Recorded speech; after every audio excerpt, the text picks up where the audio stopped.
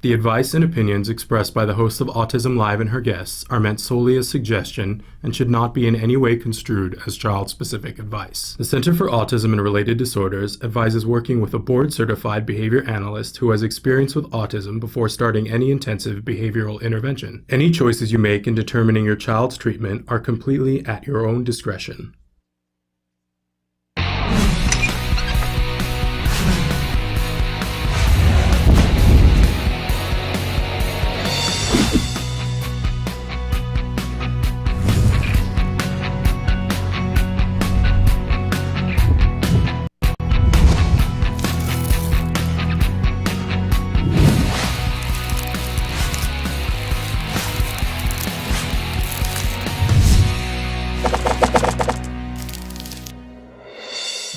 Good morning and welcome to Autism Live. I'm Shannon Penrod and we are webcasting to you live from the Center for Autism and Related Disorders from their headquarters in Tarzana, California. I'm so thrilled to be here with you on this Thursday morning in late August. We are right here at the end of the month. I can't believe how quickly the time flies. We're going to be live with you for the next 3 hours talking about autism and how we can be the most effective, efficient members of a team working with a child on the autism spectrum. Whether you're a parent, a teacher, a practitioner, I know that that's something that is on your to-do list, to be an efficient member of the team. And we can be, and there are lots of different things that we can talk about that will help us to be able to show up for our kids. So that's what we talk about here. We talk about ABA, Applied Behavior Analysis, because we know it's the only scientifically proven effective treatment for autism. It's effective for all of our kids, wherever they are age-wise, wherever they are skill-wise. We've got a big, wide spectrum of skill abilities and ages of children, and ABA can help us to achieve progress for all of those children. So we do talk about that and the tools that we can use to help ourselves. You know, it's that thing of what do you do in a given moment? How can you have the best possible response in a given moment to help further the progress? We want to increase that skills that children don't already have, right? Give them new skills, be able to teach them new things, and we want to decrease behaviors that are challenging. And we can do both of those things with ABA if we use the tools creatively and specifically with each individual child. There is no one size fits all, right? We know that. So really important that we learn the tools and learn the creative ways in which we're going to address them. But ABA is not the only thing that we have to deal with when we're trying to work on a team with a child on the autism spectrum. There are so many different things to deal with. I know that, and I know that you guys know that. So we talk about a wide range of things here. Keeping our kids healthy, keeping our kids engaged, keeping ourselves in a place where we're healthy and where we're ready to work with our children, and managing our stress for the entire family. It's a lot to talk about. And not the least of which is figuring out how to fund this journey, because we all know, unfortunately, that it takes a certain amount of dollars to be able to really help a child on the autism spectrum. Wish it weren't that way, and we're moving in the right direction with insurance reform. But even with insurance reform, it's difficult waters to navigate, shall we say that? There's a lot of paperwork to process, a lot of things that you got to know, and a whole new world of jargon that we haven't even touched on yet. Oh, so much to do. But we're going to be here for the next 3 hours live with you, talking about how we can make it easier on ourselves. How sometimes you don't have to reinvent the wheel. If there's somebody else who knows and has been there and does that and can give you information, it can save you time and it can save you money.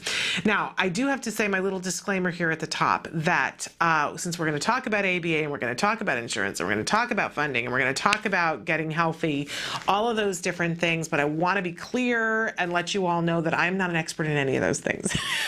Not a single one of them. I'm not an expert in autism. I'm driving the bus to the locations to pick up the experts so that they can come in and sit with and talk with us. What I am is a mom of a child on the autism spectrum, diagnosed at 2.5. He's now 9 and doing so wonderfully because we had the benefit of the best ABA there is at the Center for Autism and Related Disorders. And believe me when I say I know how lucky I am. I get it. My gratitude gratitude, oh, my cup runneth over. I'm so grateful that my child is doing so well. But I have to tell you, that's a kick in the pants for me that I know that some of you have not had the opportunity to have what I had, and that doesn't sit well with me. So I'm here because I'm passionate. I want for you to be as lucky as I was. I want for you to have access to all the things that I know firsthand create progress. And progress is the name of the day. All of our kids are going to make a different amount of progress. They're not all going to end up on the same page. We have to come to some sort of an understanding and an acceptance with that, but progress is still there. And so we want to talk about that progress for each child, each individual. We're going to be talking about individuals a lot today.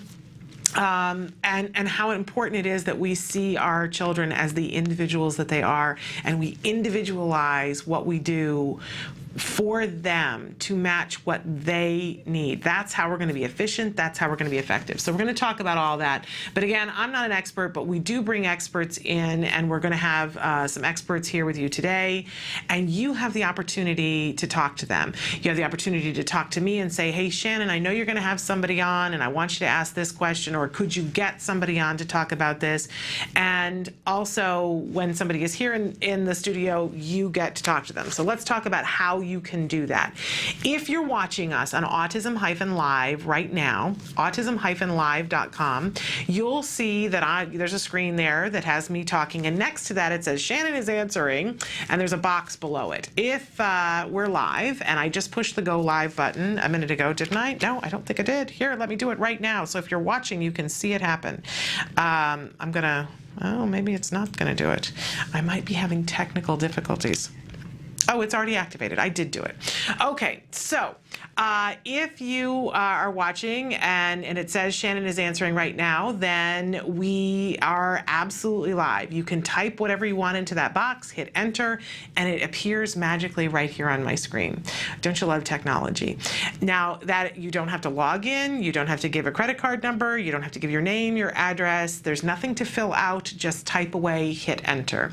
And then you and I can be having a conversation, and you can ask a question of a guest or give them a comment, give us suggestions about the kinds of things that you want us to be talking about here, whatever it is. You can just simply tell me, I am watching and I am in Timbuktu, wherever you are. I love to know where you guys are. But in any case, it's there for you. We are there for you. Add to the conversation. If you have something that you want to add and say, here's what I've done and here's what worked for me, come on, we appreciate that. Okay, if you're watching and it says rebroadcast, then you're watching a show that has been taped in the recent past, and you still have the ability to communicate with us. By the way, this goes if you're watching us on any of the other networks that were available, and I'll talk about those in a minute. There are a whole host of ways that you can talk to us. Emily's going to show them on the screen. You can see right now, there's the email address. You can be emailing us anytime, day or night, around the world. We'll get your email. We'll talk about your question on the next available live show, and we'll also send you a written response. Sometimes that takes a few days, and we certainly appreciate your patience. We're the little show that could, right? But we want to connect with you, and we appreciate when you do email us. But you can also phone in too if you're into more instant gratification. If we're live, you can be patched in right into the studio and ask your question live on the air. If it's business hours on Pacific Standard Time, you can call in and talk to somebody. And if it's after business hours, you can leave us a message and we'll get back to you as soon as we're back in the studio. You can also Skype in with us. I think we're gonna be Skyping a little later on today. But maybe you want to Skype in too. And if you have a camera on your computer, then we can put your picture right up here alongside us. Or if you don't have a camera on your computer, we can do audio only. So it's just like you're on the phone, but less expensive, especially if you're calling us internationally, which we love, by the way. We're in more than 103 countries around the world now, and we love to touch base with our viewership and know what's going on and how we can help you wherever you are. All right, there are other ways you can get a hold of us too if you like that instant gratification. How about Facebook? Not only can you talk to us on Facebook, but you can talk to other viewers on Facebook, which is very fun. I love when you guys interact with each other. We're Autism Live on Facebook, and we appreciate your likes while you're there. There are lots of interviews to share. There's a story we're going to be talking about in the news a little bit later on that I already posted a link so that you can sign a petition if you're interested, and we'll talk more about that in a few minutes. But you can also answer the question of the day on Facebook. So check out our Facebook page. And by the way, you can be tweeting with us. If you are a Twitter fan, we are on Twitter. We are Autism Live Show, and we appreciate any and all interaction on Twitter. I'm new to Twitter. I'm figuring it out as I go, and you guys are helping me. We appreciate that. So check us out on Twitter. I mentioned that there are other ways you could be watching us because we love it when you guys tune in live, and the best place to watch us live is autism-live.com. And we've got some exciting things coming up on a website change that's going to happen that's going to make it even more user-friendly for you.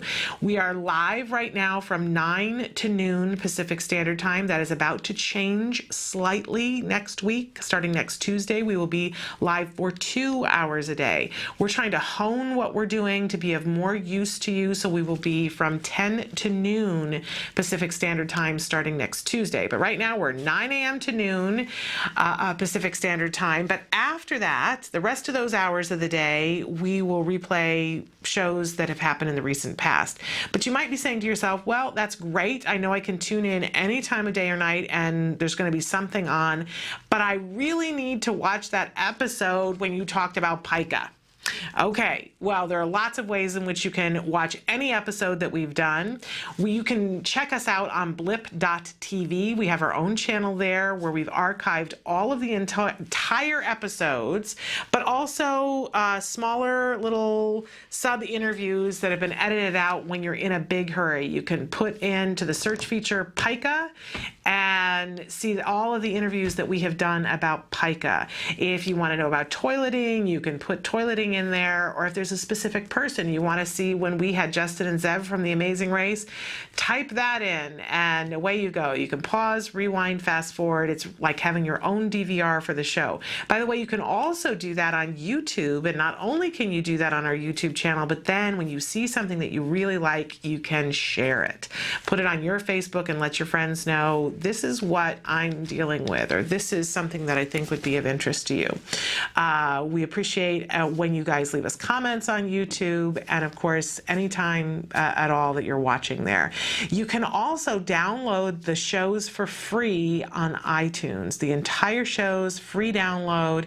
We really appreciate any and all reviews that you give us on iTunes because it makes it possible for more people to know about the show. We're not about spending money on advertising here. As I said, we're the little show that could, so we count on you to spread the word to let people know that we are here. We're not going anywhere. It's a wonderful thing. And again, all of those things, all of those ways in which you can watch and comment and ask questions, free. This is a free service provided to you. I hope that you use it in the way that's best for you.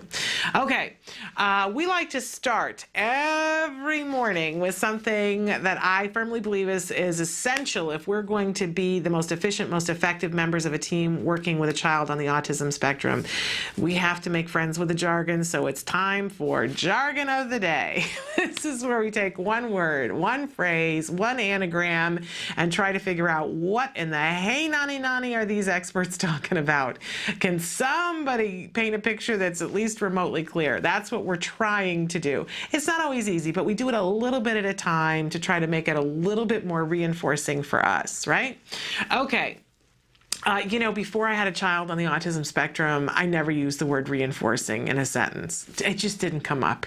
And now it's part of the jargon. When something is reinforcing, it's something that it's rewarding to us, so rewarding that we're more likely to engage in a behavior to have it happen again, okay? So all this week we've been talking about different kinds of reinforcement that we'll use with our kids.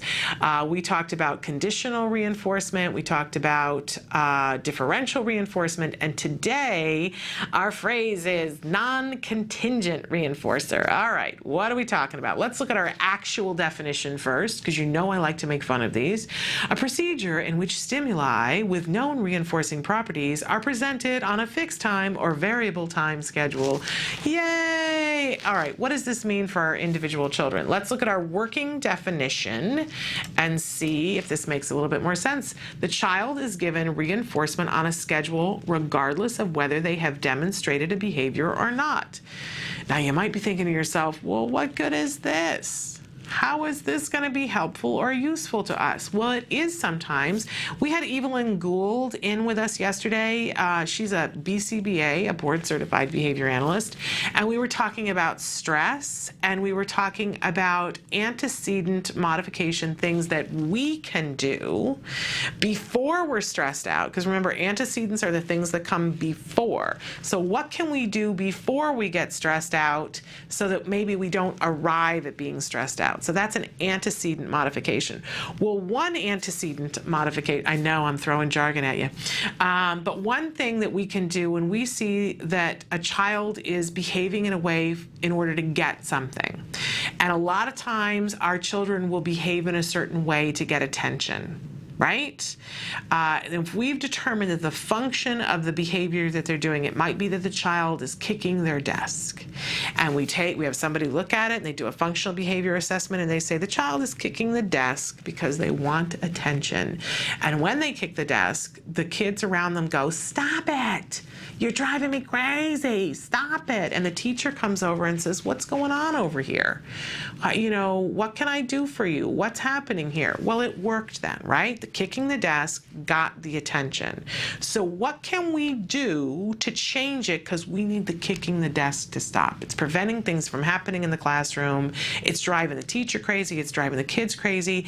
And you know what's going to happen? If we can't get the kicking the desk under control, at some point somebody's going to say, this child cannot be included in this classroom. They have to be bumped down to a more restrictive environment. What a crime, right? Because all it is behavior that was seeking attention. So can we get there before the child is in need of attention? It's like, you know how they say now, you don't want to get, by the time you're actually thirsty, your body is dehydrated. So you need to drink fluids before you get thirsty. Well, we want to do this with attention sometimes. We want to give it before the child needs it on a regular schedule so that we don't get into the state where they're going to do something to get negative attention. Makes sense, right?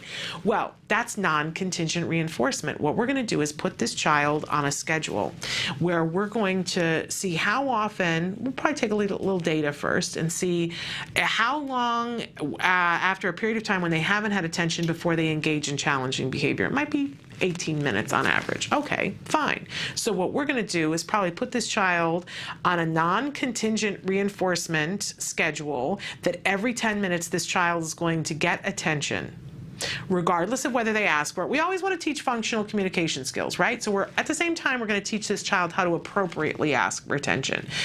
But that's going to take a little time, and we don't want to wait around for that, right? So we're going to put this child on a schedule, and every 10 minutes, we're going to give this child attention. And what we'll see is if the behavior was really driven by attention, if we give attention every 10 minutes, whether the child asked for it or not, the child's not going to need to engage in challenging behavior. I know, it's kind of one of those things where you go, well, duh, but why didn't that occur to me? It never occurred to me. Right? But it makes a huge difference. As somebody, I am a former teacher, a former classroom teacher. I taught college, but I also taught for 3 years in junior highs and high schools. And let me just tell you, if you've got a child in the classroom who is attention driven, right? If you give that child attention on a regular basis, what you end up having is a scholar. These are the kids who are the best. They'll help you run the classroom. They're the people who always want a job because they need that attention. And it's so much easier. You think to yourself, oh, just one more thing I got to do. I have another timer that I got to give attention every 10 minutes. But if we can give positive, it takes a millisecond to give positive attention, to say, hey, Rebecca, you're doing a great job. To say to our child while we're cooking dinner, if you know your child gets into that place when you're cooking dinner where they're constantly pulling on your pant leg and going, Mom, Mom, Mom. Or worse, that's kind of great. That's asking for the attention. How about the child who doesn't have the words to say Mom, Mom, Mom, who just starts breaking toys or breaking lamps or, doing something that has the potential to be self-injurious because they need that attention. So you start to cook dinner, and every 5 minutes or whatever you've determined is the right amount of time, you walk over and say, you're doing doing such a good job, and you do something that's reinforcing for them. You ruffle their hair, tickle them, give them a squeeze, offer them a bite of something that you're cooking for dinner. It's attention. It's non-contingent reinforcement. The child didn't do anything to earn it, but it's that insurance policy. You're paying it beforehand so that we don't get into a state where they're desperate for it. Now, doesn't that make sense? Isn't that a great jargon term? Non-contingent reinforcement. They didn't have to do anything to get it. And a lot of times we'll see this attached to attention. Not always, but a lot of times. Okay, that's our jargon for the day, non-contingent reinforcement. All right, it is time now for the question of the day. This is the time of day when we ask you guys to participate. Sometimes it's about your children, sometimes it's about you, and there's a greater purpose to this, right? Because not only does it encourage you to participate with us, but it also is visible, especially if you do it on Facebook, it's visible to other people, and sometimes, you guys, it makes the difference of their day. Sometimes when you say something that's a truth, something that's honest, and when you say, some days I feel down, then it reminds somebody else, okay, I'm not a bad person because I'm not always hearts, flowers, and roses on this journey, right? Because you can't be. Come on. But, we get down on ourselves and say, oh, I should be grateful. All right, okay, but some days it's stinking hard, right? So when you share that, some days I am like, underneath the carpet, I'm so low, it reminds everybody else that we're entitled to our feelings, right? And when you share something that works, you change the world. When you ask a question, it changes the world because it teaches other people what question to ask. So there are great reasons to participate. Our question today, and there are great reasons for you to participate in this, what is your favorite guilty pleasure? What's the thing that you like to do that, perhaps is not the most highbrow? I admit it. I like to watch bad reality television, and what's the term bad? I love it. So I admit that my husband and I, through all of the journey through autism, we have been regular fans of shows like Big Brother. Yes, I know there are people out there who are shuddering and saying, how could you possibly? But it's something that, we needed light, ridiculous sometimes entertainment to take our minds off of things, and it was something that we watched together and we laughed until we made ourselves sick, and that is something that we do together. I admit it. You can hold it against me if you want, but it was something that we did together. I want to know what's your favorite guilty pleasure that's helping you on this journey through autism. So take a few minutes. We'll hopefully have some time later on today to check in on Facebook and see some of the things that you guys have written, because who knows, maybe your guilty pleasure is more fun than mine. But it's all different things for different people, right? Just like reinforcers for our children, what's reinforcing for one child isn't going to be reinforcing for another child. So I'm assuming that your guilty pleasure is reinforcing for you. All right, it's time for us to show the topic of the day. And this is now the topic of the week, really. And I kind of gave it away already, managing stress. Oh my goodness. We all know that this is a part of this journey, the stress, and it's something that can debilitate us to the point where we can't be the most effective, most efficient member of the team, or the most effective, efficient member that we could potentially be.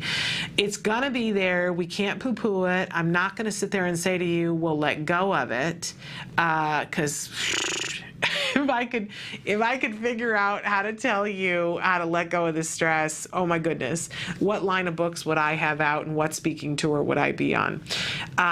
It's hard. It's really, really hard, but we're talking about strategies to manage it. to manage it. And we talked about that with Evelyn Gould a little bit yesterday about trying to get there before we get to the stress. So we'll talk some more about that today and some things to do when you're already in it. Because sometimes you just can't get there ahead of it and it shows up.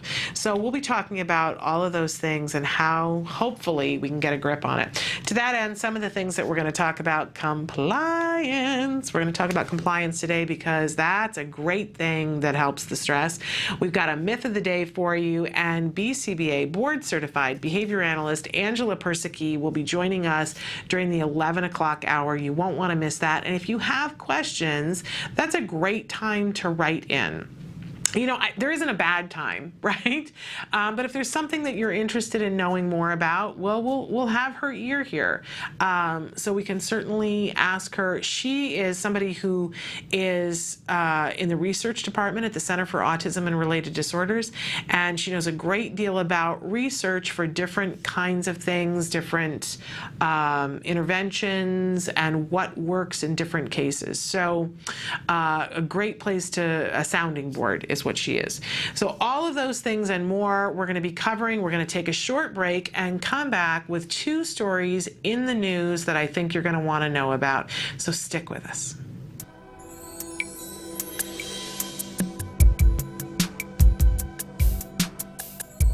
Well, today we're going to be talking about how to teach children to recognize other people's emotions.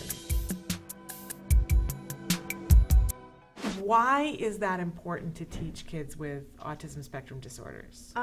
Children with autism have difficulty recognizing other people's emotions, and we as people generally do things or don't do things based on how other people react. And so it's really important to teach our children how to recognize the emotions of others so that they know how to behave or not behave.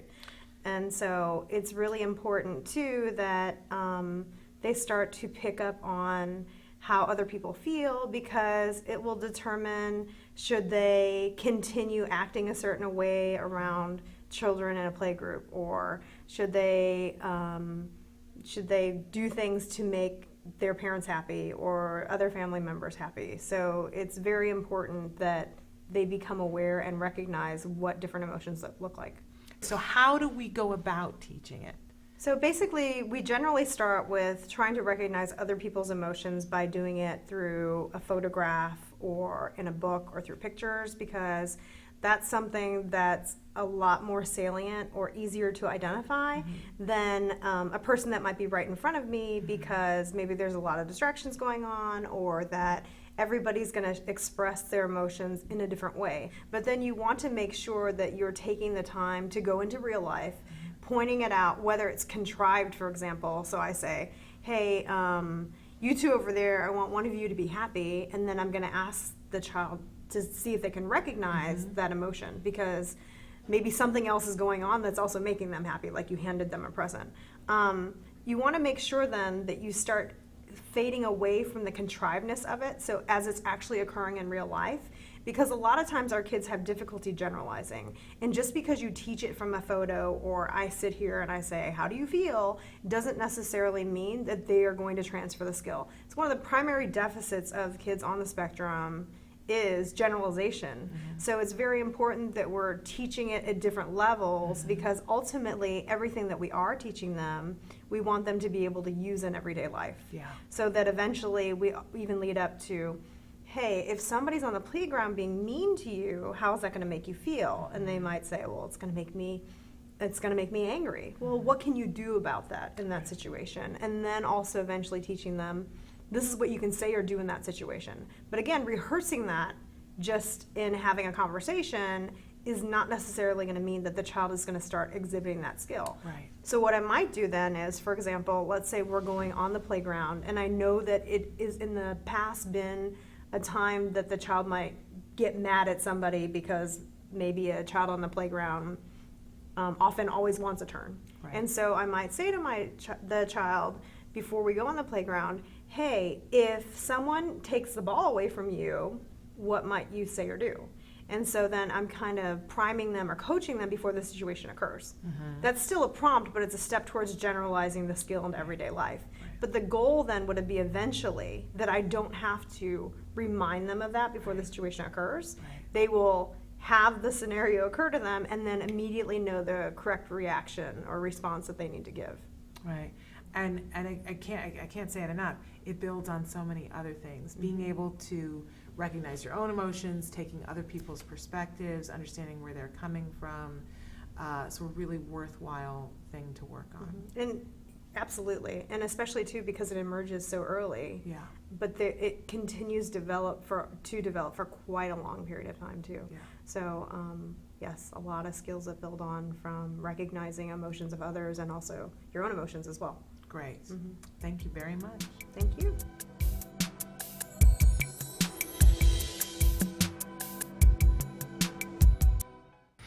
Welcome back to Autism Live. It's that time when we share some news, stuff that's happening in the world, and we've got two sides of the coin here for you today. Something really fabulous and something beyond belief ridiculous, okay?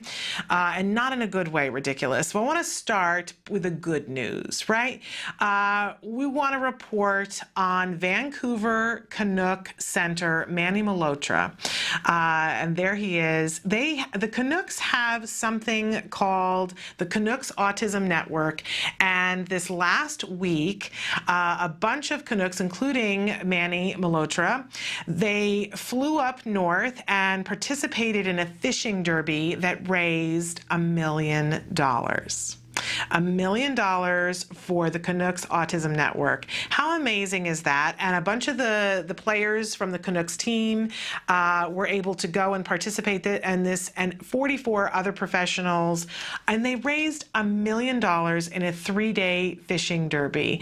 How wonderful is this? How amazing is this in this economy that these gentlemen, and I understand that they're in some negotiations, some very heated negotiations for their union, for the NHL, but they took time to go and be a part of a fishing derby and raised $1 million. Our hats off to you, Canucks, and congratulations on such a wonderful, wonderful event with a great ending. $1 million. That's got to be a record breaker.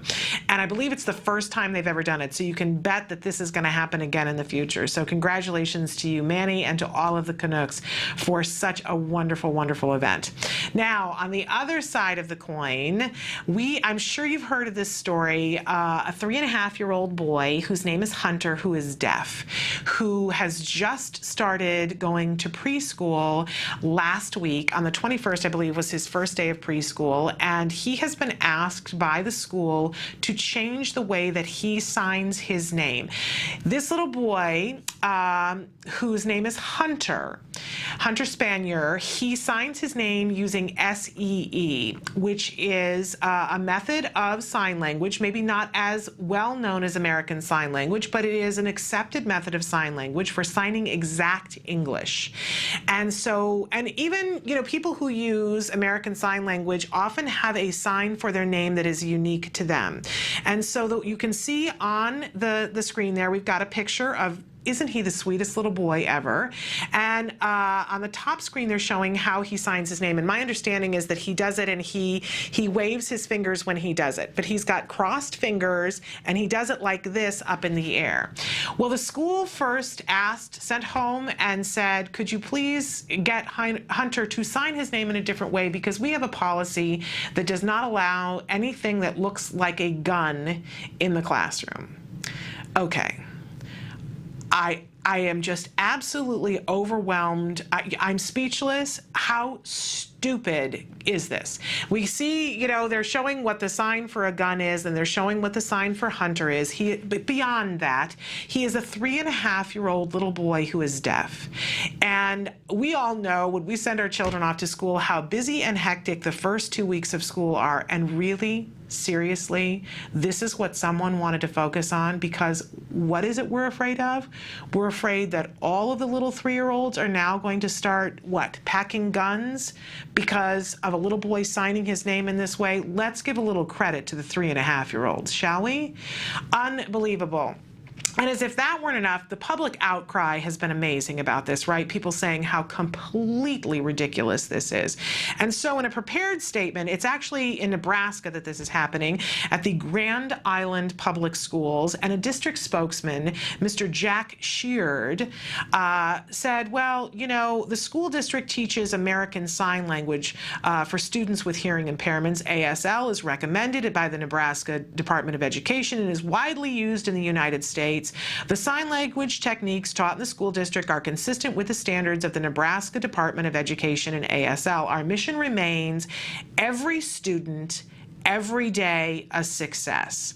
And then he went on to add, it's unfortunate we're getting a black eye for something when we're really dedicated to that goal. Hello, Mr. Sheard. Every student, every day success. Then how about you take this child as he is, a 3.5-year-old who's deaf, who is able to sign his name, and you take a look at that and stop being ridiculous. I've got a sign for you, Mr. Sheard, but it's impolite to show on this program. But you can imagine what it is. I want to encourage all of you who are watching this program, and within the scope of my voice, to please support this young man who has just gone off to preschool. This is his first experience in school, and remind this district what inclusion is and accepting people and being tolerant. It's beyond ridiculous. I don't know whether your argument anymore is that it looks like a gun because that's ridiculous, or your argument is that he's speaking a different language than what you prefer he speak. Oh my goodness. Oh my goodness, my anger abounds.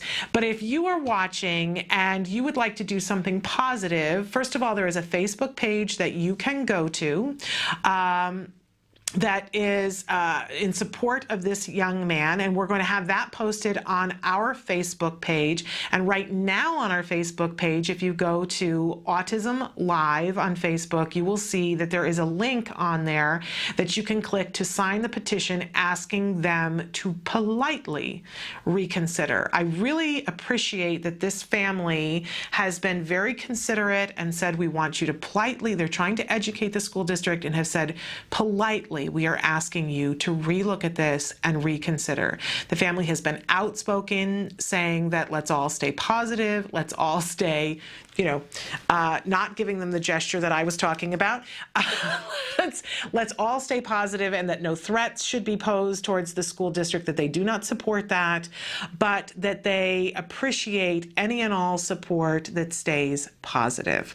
I want to wish this young family all the best and encourage them to stick to their guns and have Hunter sign his name the way that he has learned. Just how I see it. But more when we come back in a few minutes with Autism Live. Stick with us.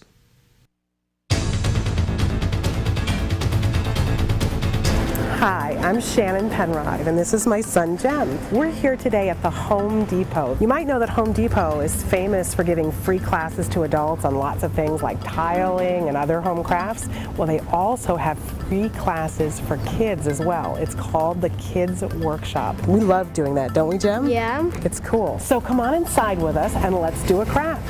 Yay.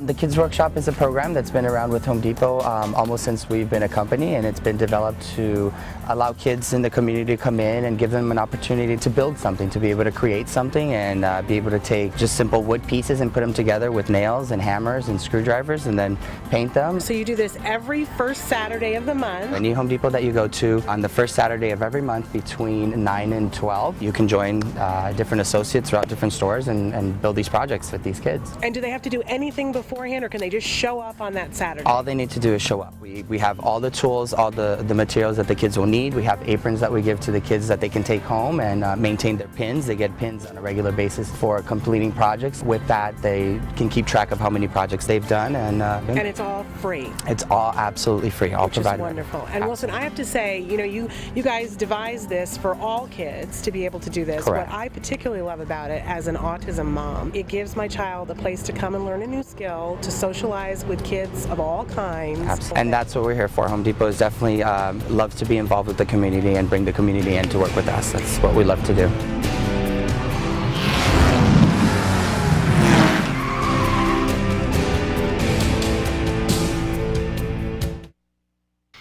Welcome back to Autism Live. It's that time of day when we take on compliance.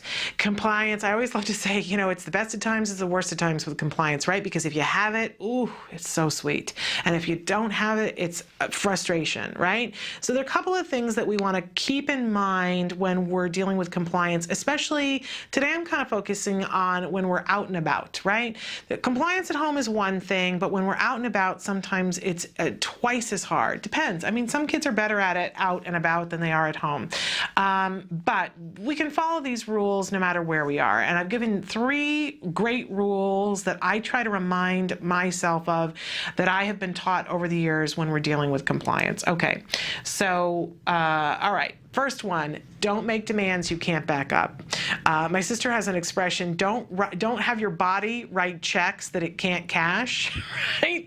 You know what I'm talking about when you're someplace and you're saying something to a child, and it can be either way, that you're offering a reinforcement that you can't give right now, dicey area, or offering a punishment that you really can't deliver either. I heard a teacher once years ago say to a child on a field trip, the child was misbehaving. The compliance wasn't happening, and she said to the child, don't do that again, because if you do, I'm going to make you sit on the bus for the rest of this trip, and you're not going to be able to be here for the field trip. You'll have to sit on the bus by yourself. Come on. First of all, that's going to be illegal. And, the kid's old enough and smart enough that he knows you can't stick him on the bus by himself. What are you saying? And then when the child misbehaves again, what are you going to do? Because you can't do it, right? And clearly, not a great move, and not somebody that my child's teacher, not somebody who's thinking, right? But we do this all the time as parents, don't we? I do. I'm going to admit this. I do this. And so this is why I have to remind myself, don't make demands that you can't back up. And you know what? Don't ask for compliance for things that are absolutely unreasonable. That is our second. It's going to come up eventually. Oh, no, it's coming up in a second. But praise whenever possible is absolutely true, too. But let's go back to the first one. Don't make demands when you can't back them up. If you're someplace and you see that things have gone awry and you don't have the compliance that you wish you had, it's that moment when you think, I do anyway, I think, all right, how can I tighten the screws on this, right? And my first place, even after all these years that I go to, is what can I offer to take away, right? And instead, offer something that you can add to. That's the first thought that you want to have, right? So, and maybe take away from the situation that's happening. But don't say, whatever you do, don't say to the child, okay, this is what has to happen, and if you don't, we're going to leave here right now, when you know you can't. You know you can't. You know that you have to get that grocery that for the dinner that you have to cook because there's nothing at home. So pick your battles. Don't put demands on when you can't follow through. And then praise whenever possible. This is when you add to. We always talk about how important, I love that song, Fatboy Slim, Praise. It's the thing that runs in my head when I'm in my best place as a parent. There's a part where he says, I have to praise him like I should. And I'm sure that he's referring to other things, but in my head, I'm thinking about my son. I have to praise him as I should. And when I do, I get compliance. So if there's a moment, if I'm standing in a grocery store, one of those big grocery stores, and things are going south, and we all know the signs, right? Of when it's going south, you've asked them to do something and they're not doing it, right? Compliance is going, and you know that it's like the sweater that unravels. It may be that you just said, my son likes to stick his foot on the wheel of the shopping cart. I don't know why, but he does. And my first thing that I always say, don't do that, right?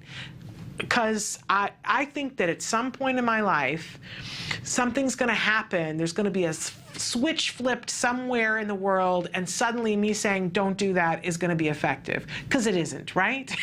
It's never effective. Okay, so my first thing is that I will say to him, because I'm not thinking, I'm watching things along the way, and I say, don't do that. I might as well have been talking to my hand and said, hello, how are you, and been waiting for a response, right? silly.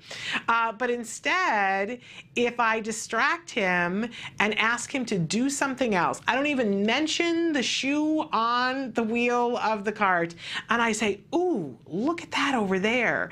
Is that a Halloween decoration that we might want to put on our front door? Now he walks over and the 2 inches to what I'm pointing to, and he goes, I really like it. And I go, I just love shopping with you. You're so awesome. And then he, comes over and the hand goes on the cart and the shoe is nowhere near the wheel. Woo! Right?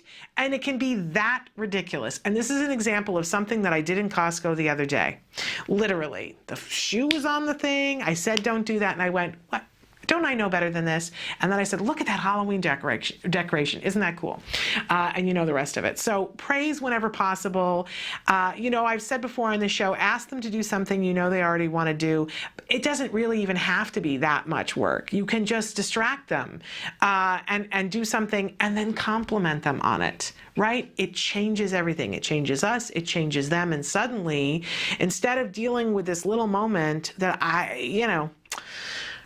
saying, don't do it, not going to work, but praising him for something else, suddenly, woohoo, we're back on track and I can continue to shop.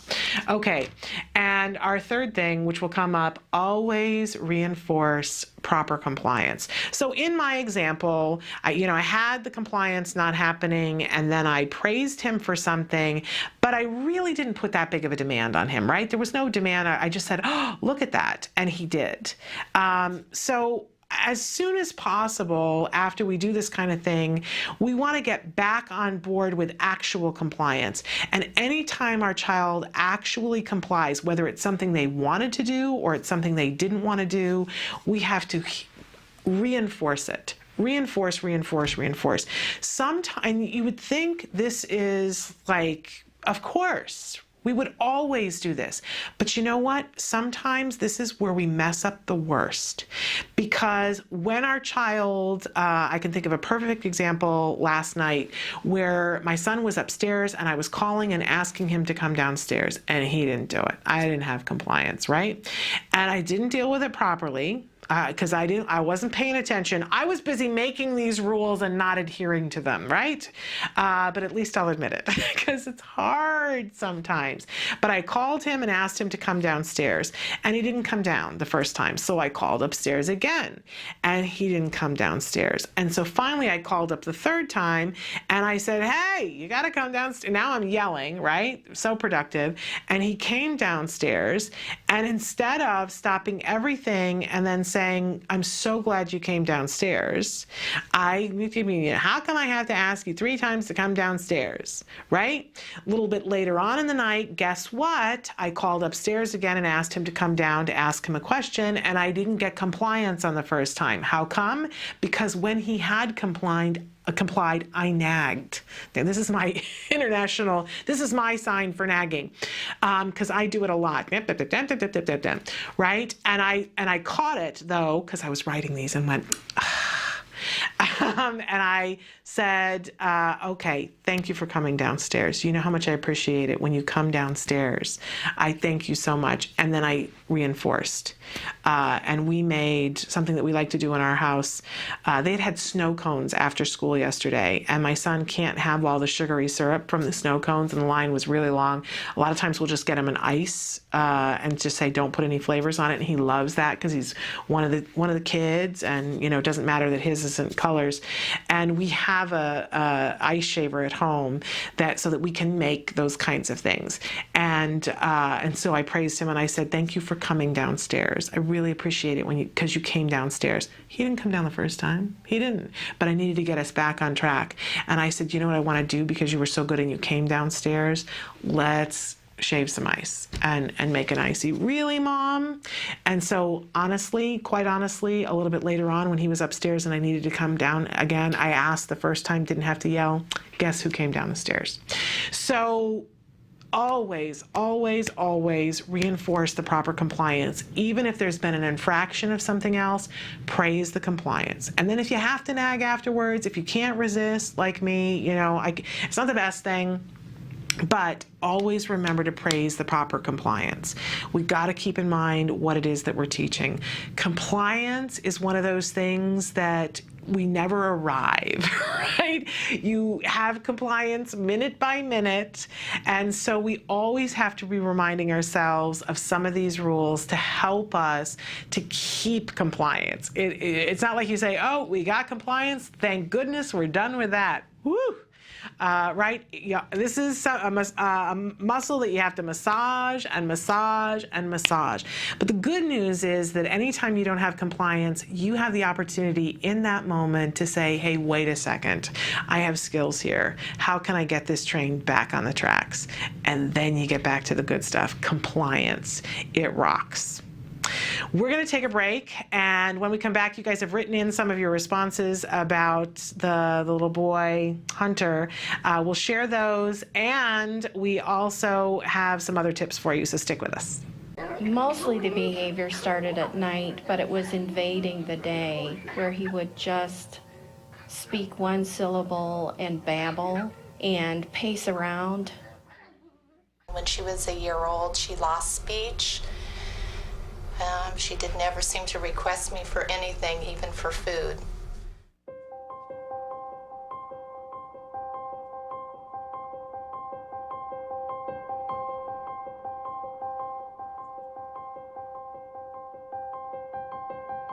He told me over the phone that I should just put her in an institution. I was devastated. I was an institution, a hospital. Yeah, isn't that nice? He told me that it was possible or likely that Ruffin would never be employed, that he would never work productively, that he would not know that I loved him, nor would he love me, nor would he be likely to marry. There's a 50% chance that he won't be able to talk at all, but if he does talk, he will only be able to, make simple desire requests. I want, things like that. And probably by the time he was 10, he'd be in a home. Doreen told me that he would recover, and Doreen told me that he would go to regular kindergarten. I really have a very normal kid now, and lots of normal worries, but not extraordinary ones.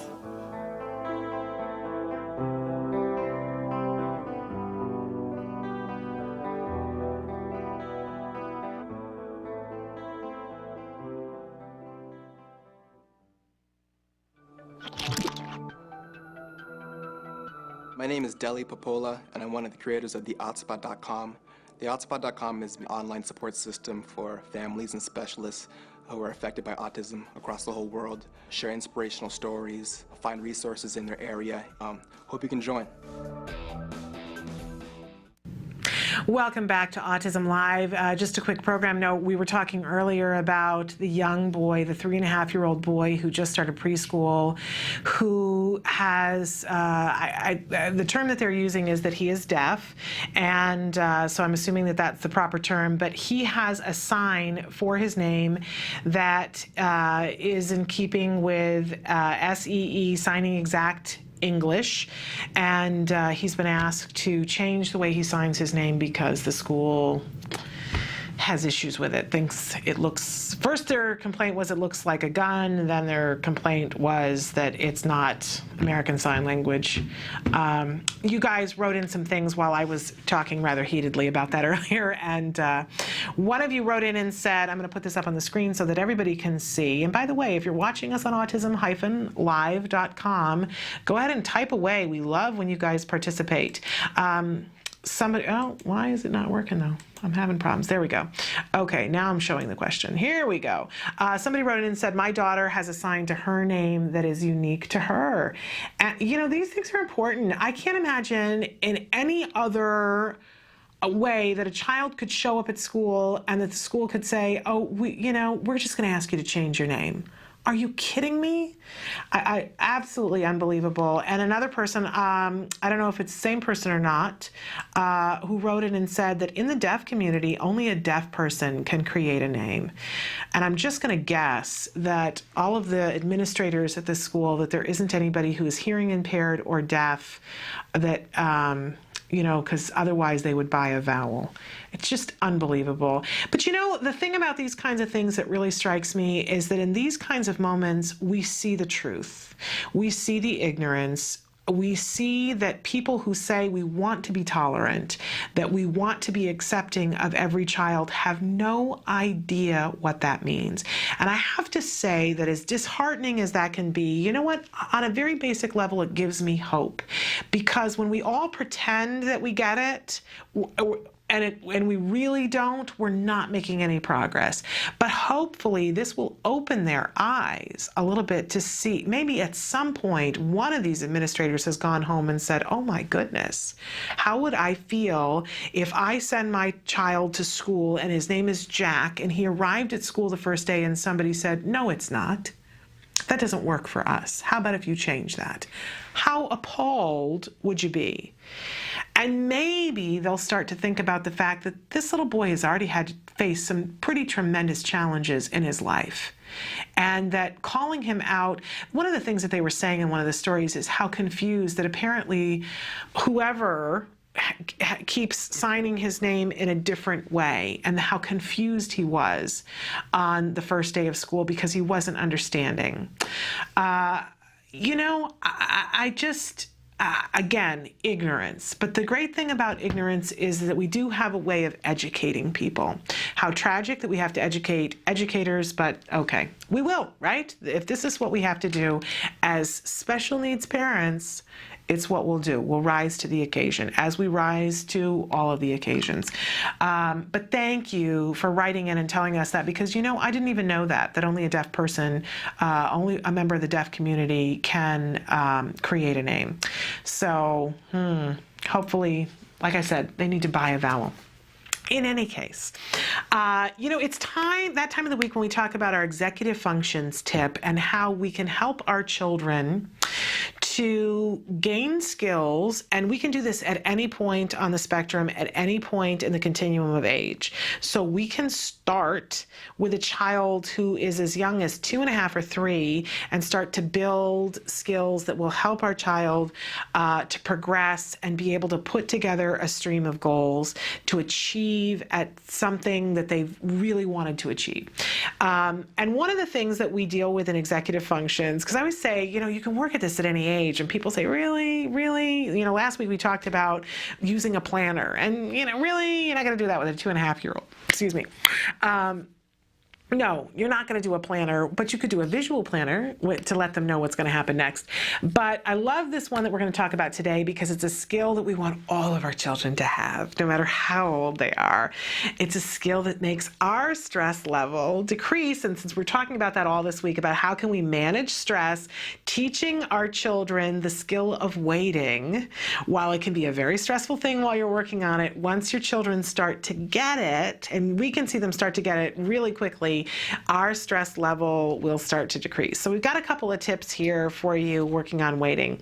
Keeping expectations appropriate. So when we're teaching waiting to a 2.5-year-old, our expectation that they're going to be able to wait for 2 seconds for something, at least to start, that's a more realistic expectation. If we're starting with a 14-year-old, we might make that 2 seconds a little bit longer depending on what their skill level is. And where and when and how they're going to wait, we have to be realistic. I hear parents all the time, sorry, I've got all kinds of things happening on my screen here. I hear parents all the time saying, I took my child to do fill in the blank, X, Y, and Z, and these are parents of neurotypical children, by the way. I took my child, and they were just behaving like a maniac, and I just wanted to run into traffic because I was so frustrated. And then you ask, so what was it that you were going to do? Well, we were at the doctor's office, and we were trying to wait, and they were just making me nutty. And then you go, well, how long were you waiting at the doctor's office? Well, we were there for like an hour. Okay. You know, an unrealistic expectation that any child on the spectrum or neurotypical is going to be able to sit quietly in a doctor's office for an hour, especially if when what they're playing on the television is something that's for the adults. They're not going to sit there for Judge Judy, right? That's an unrealistic expectation for any child. And we need to be mindful of that for our children on the autism spectrum. We can build that time, actually. We can build how long a child can wait and how long they can be patient and how long they can occupy themselves. But we have to start with realistic expectations that waiting a couple of seconds. So if we're going to work on when we are on the phone that our child waits, the first thing that we want to do, of course, we want to have clear goals. Number 2 on the list here. So if my goal is that I want for my child to be able to wait when I am on the phone, to ask for my attention appropriately, and then when told, holding up the finger 1, then how long is that going to be? Is that going to be the count of 10 to start? Because that's a more realistic expectation than expecting them to wait 3 minutes. And when we have these clear goals that we're going to work on, we're going to clear the decks and make it possible for us to work on these goals without interruptions. So when we first started work on waiting, and I was asked what kinds of things would be really helpful if your child would wait, and one of the first things that I said was the phone. Man, I was trying to work from home a lot of the time that my son was going through intensive ABA, and it was hairy scary, right? Trying to squeeze things in at different times. And if I had to be on the phone with a client, and clients knew, I had a child with autism, and that's part of why I was working at home, but still, it could be a really important thing, and having them wait for 1 minute before full-on meltdown would have been a really beneficial thing, right? But I was told not to start with a client on the phone. If we're trying to teach goals and we're trying to be clear about them, then let's work on the things that we need to work on, which means you pick up the phone and you pretend, and you're talking, and you have another person there to help interact with the child while you're working on it. That's the kind of intent we have to have, how clear we have to be with our goals. And we have to be ready to reinforce. So, if mom is on the phone, whether it's dad or grandma or Aunt Beth who's there as well, and they're playing with the child, and we contrive this experience where mom is on the phone and going, yeah, no, I didn't know that was happening, totally pretending, and the child comes over, as child will, because they are attracted to when we are on the phone, right? Children understand there is something about this. This is when we talk to mom. And so the child comes over and says, Mom, no, whatever. And so we have clear, and you decide for yourself, what is it that you want to be? Do you want to hold up a finger? Do you want to cover and say, you need to give me a minute, or you need to wait, what the language of it is? And so we say whatever it is to them, or make the gesture, whatever it is. And then the other person comes over and says, okay, we need to wait. And in the beginning, it's okay to have a timer or something so that the child can understand there is an end to the waiting. Don't let them think this could go on forever and ever and ever. And before they get to impatience, you want to have, say, I need you to hold on a second to the fake person on the phone, and then praise. Now, if all you waited was 2 seconds and you think to yourself, well, this is not going to help me, that's okay, because remember, we're working towards something. So if it's literally that you say to the child, hold on a second, and the other person says, okay, we're waiting now, and let's count to 3. 1, 2, 3, and then as soon as they get to 3, okay, what can mommy do for you? What a good girl for waiting. You're doing a great job of waiting. And not only do they, they get to ask you the question, you answer it, but you're going to pair it with something else that's reinforcing. Because you did such good waiting, we're going to, let's have a treat right now. And now the next time that you come back, after we see that they can do this on a regular basis and that they can wait for the 3 seconds, then maybe you make it go to 5 seconds and you build up from there. And once you get to the point where they can wait for the appropriate amount of time for their age while you're on the phone, which by the way is not an hour, number 1, keeping it appropriate, keeping your expectations appropriate, then you can start to fade the reinforcement. And if you do this at the right speed, at the right time, and you keep your expectations correct, and you have a clear goal, and you reinforce, what you will do is teach your child to wait appropriately. By the way, we'll also pair that with asking how to get somebody's attention appropriately, but waiting is a skill in and of itself, right? Teaching your child patience, it's an amazing, amazing thing. So make sure that you consider these things as you're teaching waiting. We're going to take a break right here and watch The A Word. This is the wonderful documentary being made by the Center for Autism and Related Disorders, following a little boy, Jack Riley. He was diagnosed at the age of 2 with autism.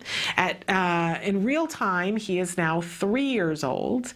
But we're going back to the beginning and watching these episodes because I think there's so much to be gleaned from them. So we're on episode 3. This is the first episode where Jack Riley has actually started having therapy. We're at the very beginning, and there's a lot to work on. It's a little overwhelming, but take a look at where he is at the starting point, and we'll talk about it when we come back. Stick with us.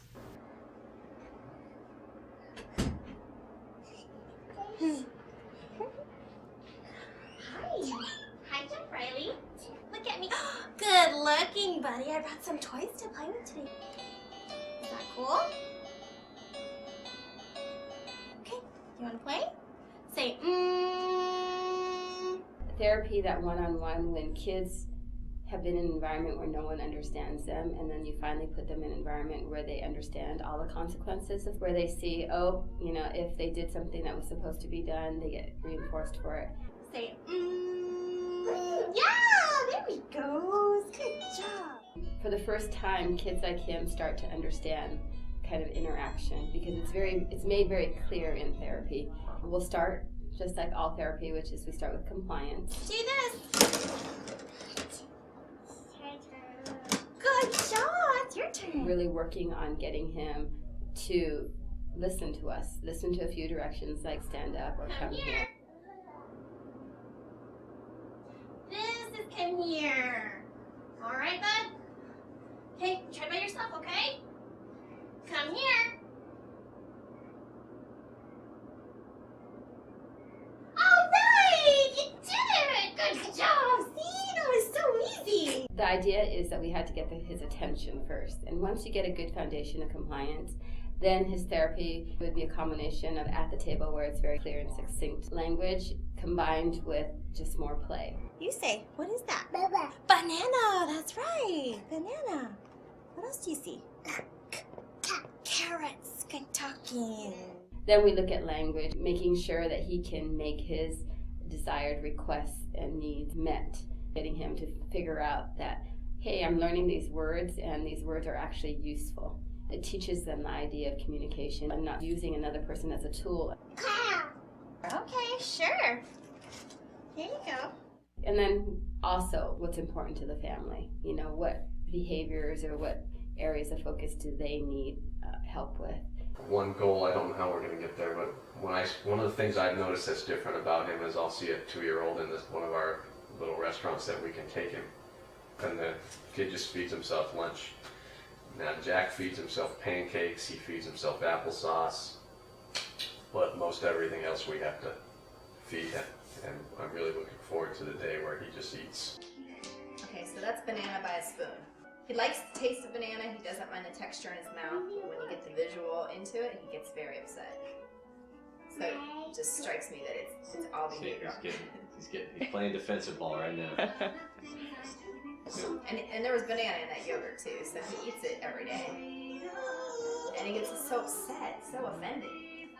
I think a lot of his issues with eating have developed into behavioral issues. I think he may have had texture issues, and I think he probably still has a lot of sensory issues, but I think a lot of it now is habit.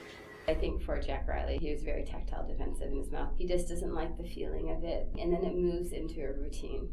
It moves into the rigidity of autism, where they only want to eat certain things. They like what is familiar, and they like to do the same things over and over. And I think the fact that he's not eating food where he really has to chew, that's going to affect his oral motor development, which will affect his language and how clear he is. Getting some of that muscle development going in his face and his mouth, because you're going to have to use a lot of those muscles to be able to make sounds and make words.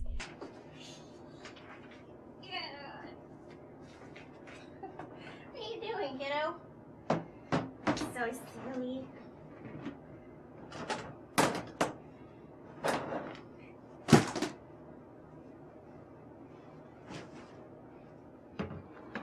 It is Thursday night, day 2 of our official ABA services have kicked in, and we are getting ready for bed. We run our energies off at night before bedtime.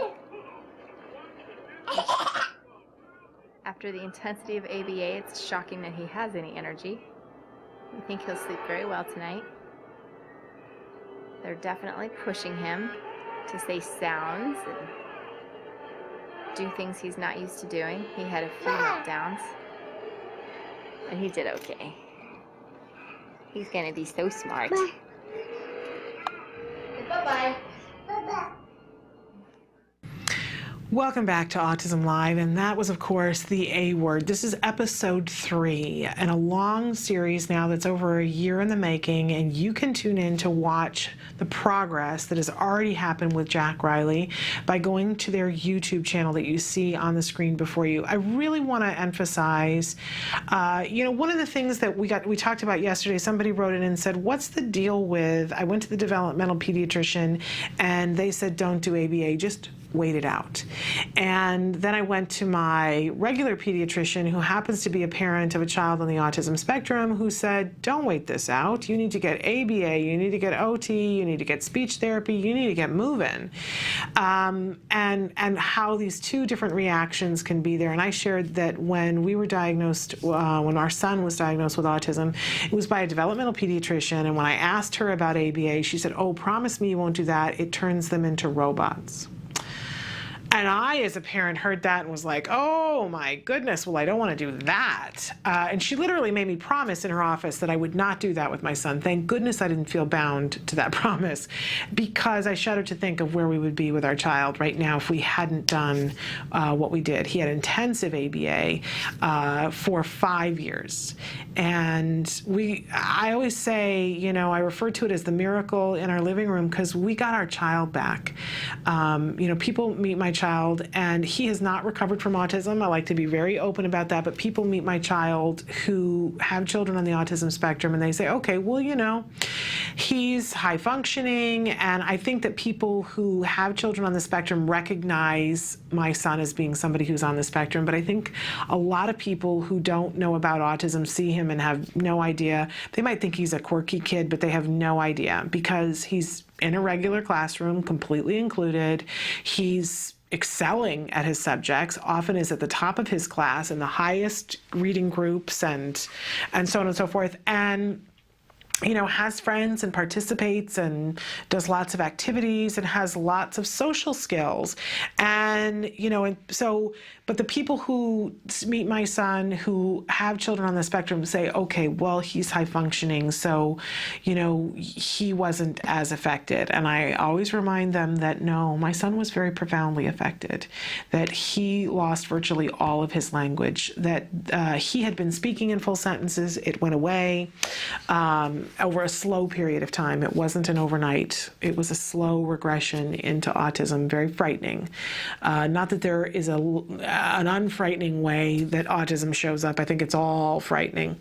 But in any case, we were able to get language back. We were able to get eye contact back. We were able to get our child back through what happened in our home. And it really moves me when I watch the A word, because Jack Riley is different from my son. They are not alike, but they are on a path that is similar. and to see the therapist work with him and see some of the programs. Some of the programs are very similar.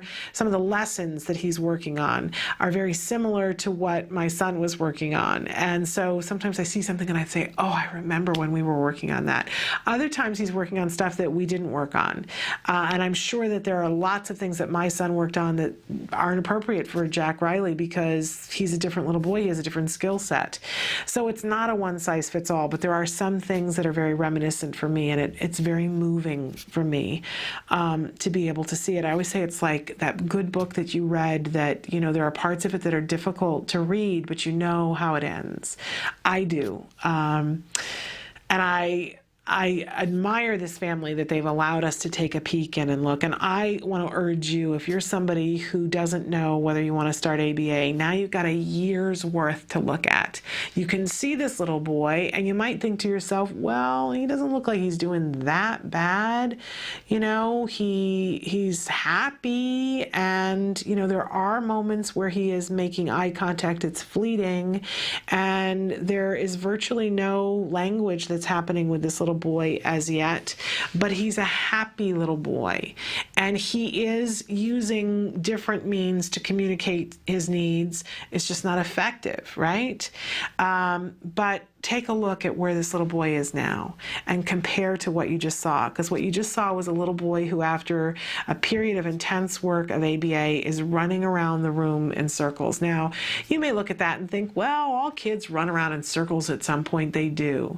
But you're seeing a snippet of time, not the entire evening, and that after an intense workout with 2 therapists, that this little boy is running around in a circle, not looking at anybody, and incapable of laying down until he exhausts himself. That's the part you're not seeing. Although many of you may be familiar with that. I had shown, there's a clip of my son that I brought in. I think they show just a snippet of it on one of the different things that we run, where we would stick him on our king size bed at night, and he in his little footy pajamas, and he would run in a circle on that king size bed. And people can look at the videotape and see 8 seconds from it and go, oh, that's so cute, and look at how happy he is. But he would do that for hours, literally hours. And that's all he wanted to do, And if you see with Jack Riley now, a year later, you'll see that he wants to play with you. He wants to talk to you. He wants to interact with you, not run around in a circle. It's a much different thing, and it really brings home how much can be accomplished, what a difference a year makes. He's now interested in people and not just things. And he now makes eye contact, but more importantly, he makes eye contact with you and then looks at something and shares it with you and wants to talk with you about it. That's what happens in a year.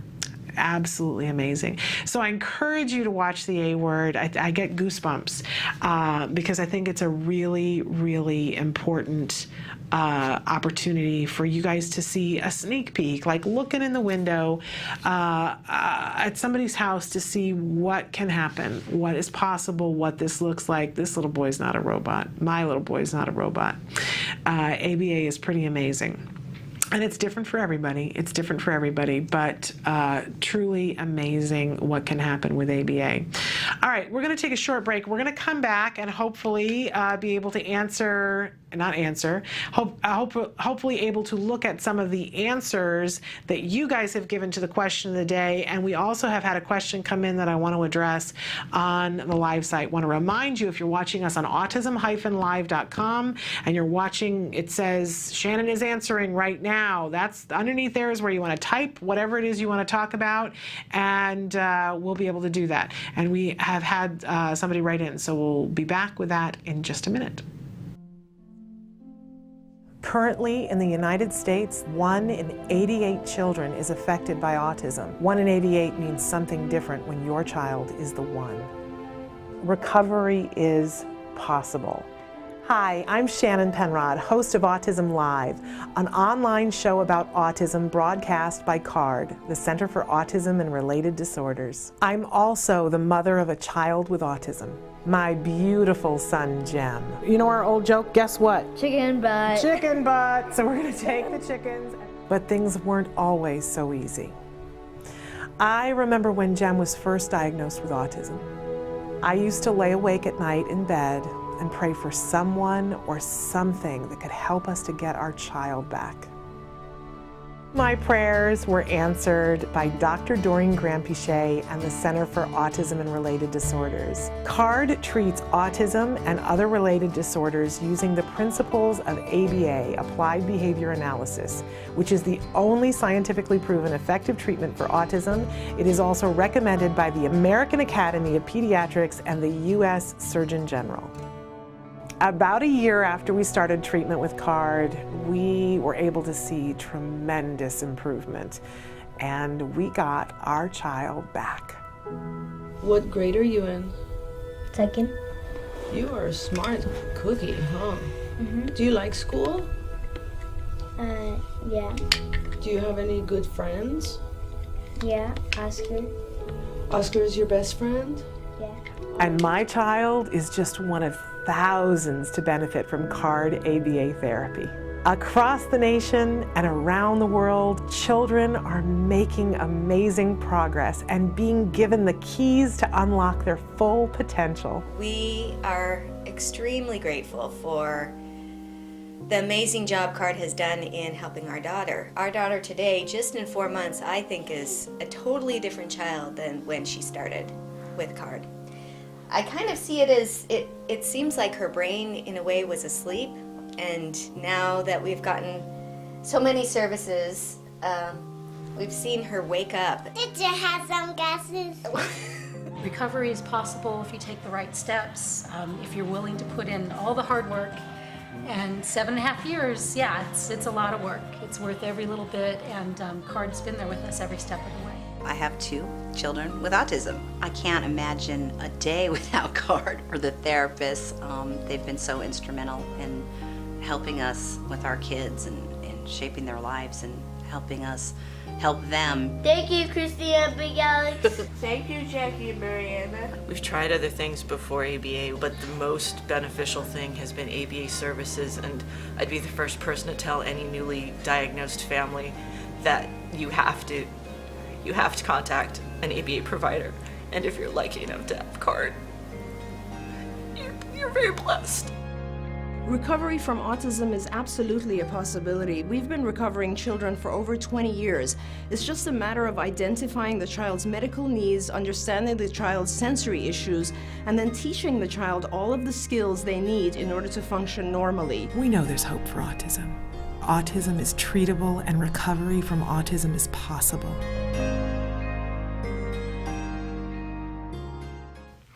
Welcome back to Autism Live. I want to address, first of all, a question that somebody sent in.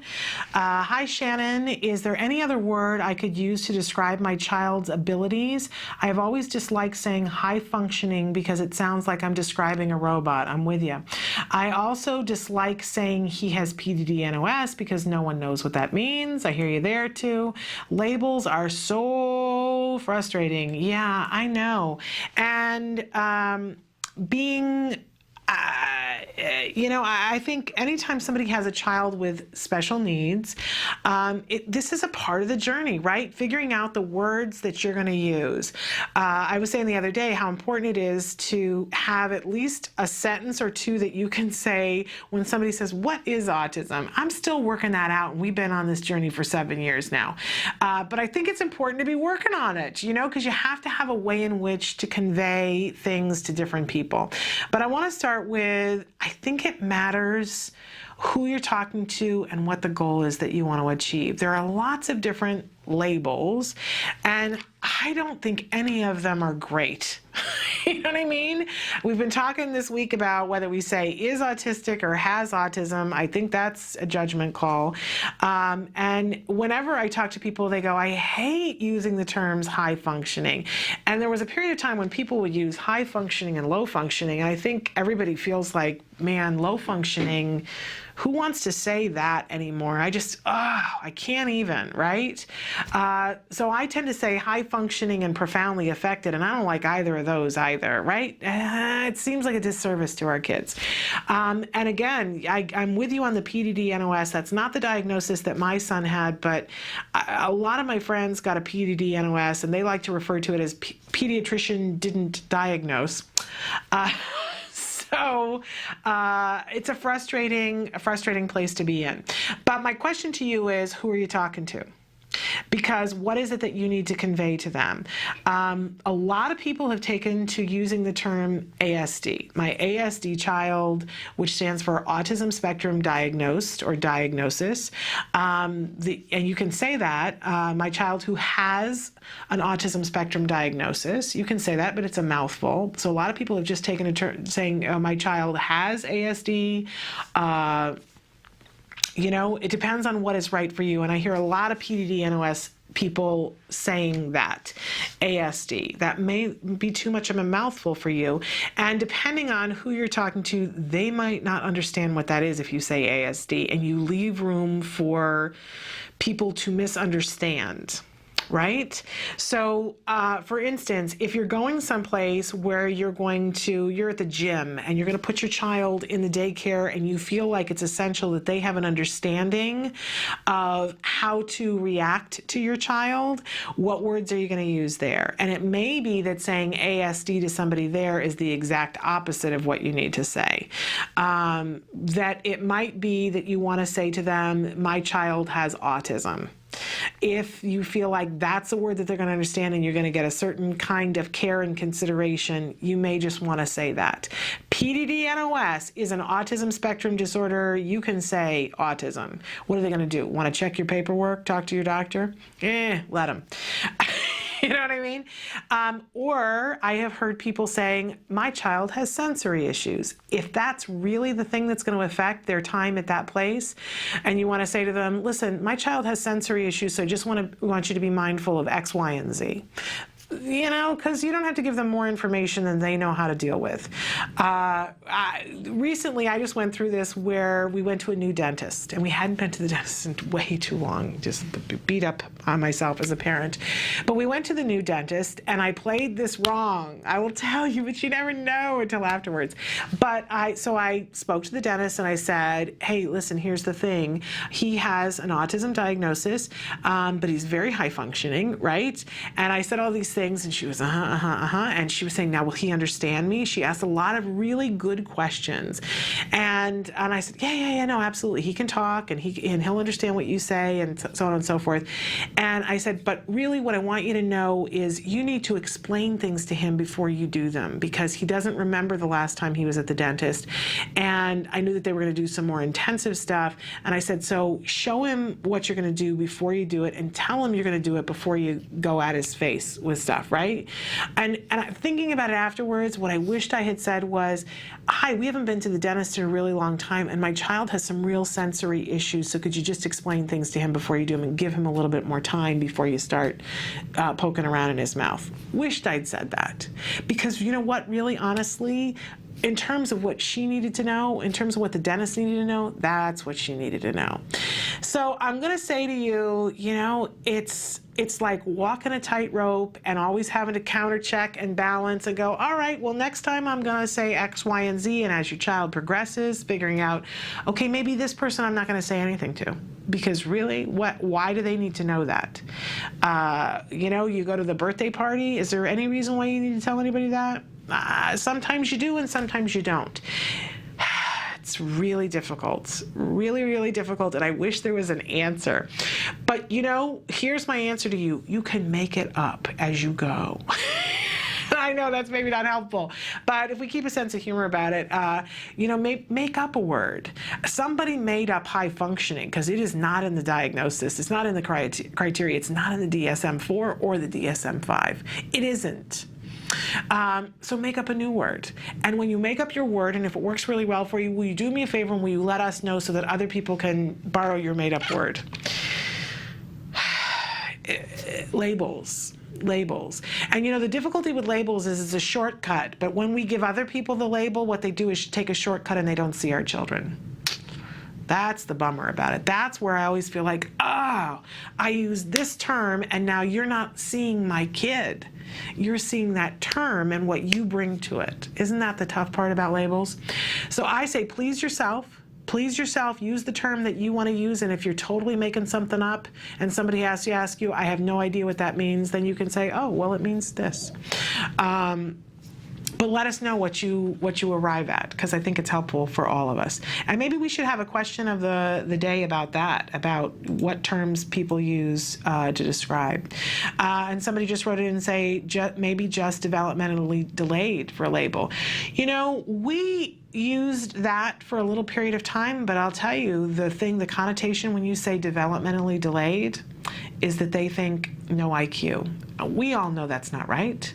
You and I know that, but that is the perception, that the IQ is low and that it's never going to raise. So especially in the school setting, you want to be really careful if you're going to use that term.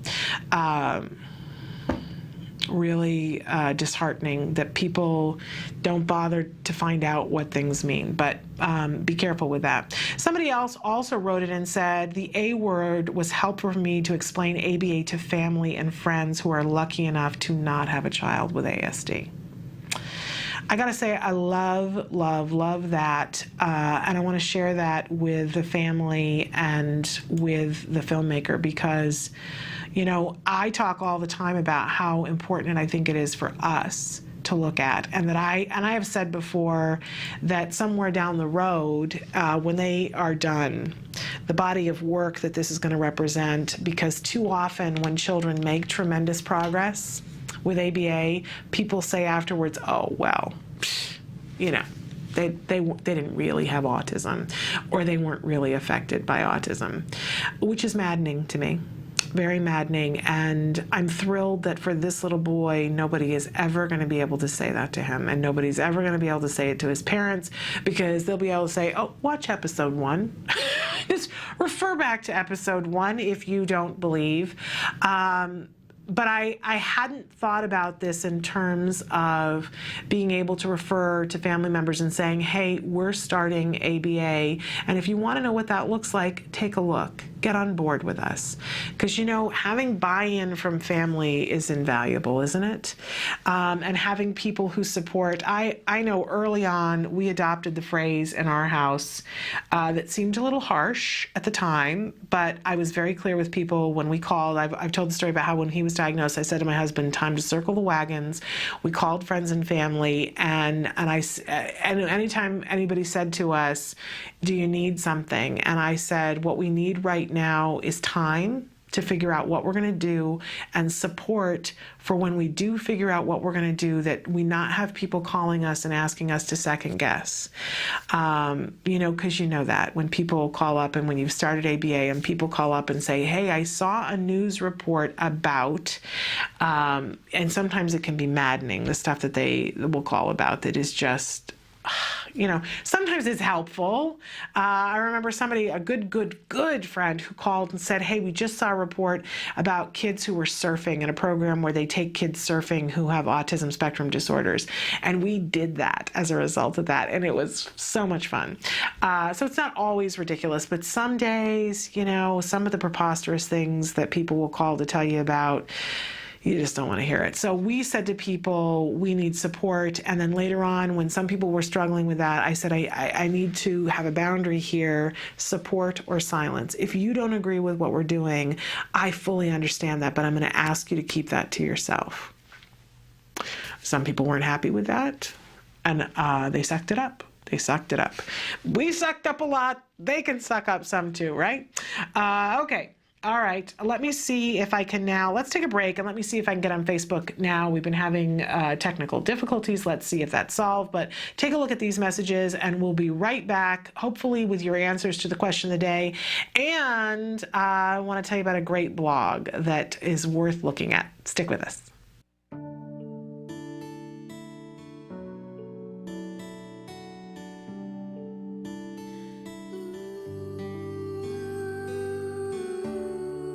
I am grateful for Autism Speaks because they allow families like me to have hope.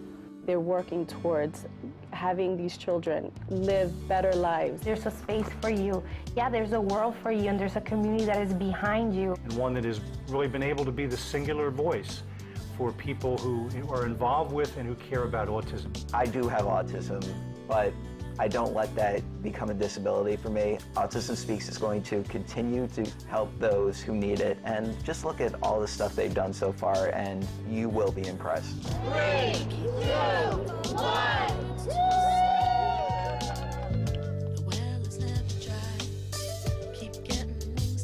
And you need to support the walks. We have to raise awareness, but we also have to raise funds to do the work. I'm grateful for Autism Speaks for one main reason, is they are allowing me to focus on the research. The work that Autism Speaks has been doing is critical for keeping autism research on the radar screen.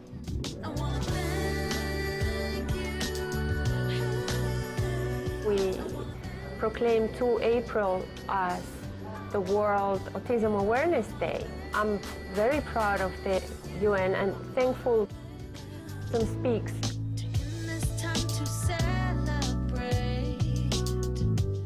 Getting the health mandate bill passed in New Jersey particularly, we needed to be able to make an argument, not just do this because it's the right thing to do, but do it because it's cost effective. When everyone else told me nothing was wrong with my son, I got information from a website that told me something wasn't right. I am so proud of Autism Speaks for creating these beautiful ad campaigns, which have reached people who are not affected by autism and have also created a greater climate of compassion and understanding. It's been really great for Bachman to have gotten involved with Autism Speaks early on. I think everybody here feels like they really make a difference. To make sure that we generate as much money as we can for Autism Speaks so we can all solve this puzzle together.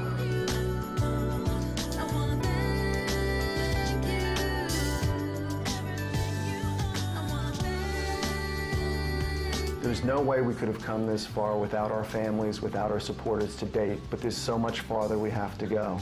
And everybody's invited to join this cause. We need all the help we can get to make the difference we know we can make.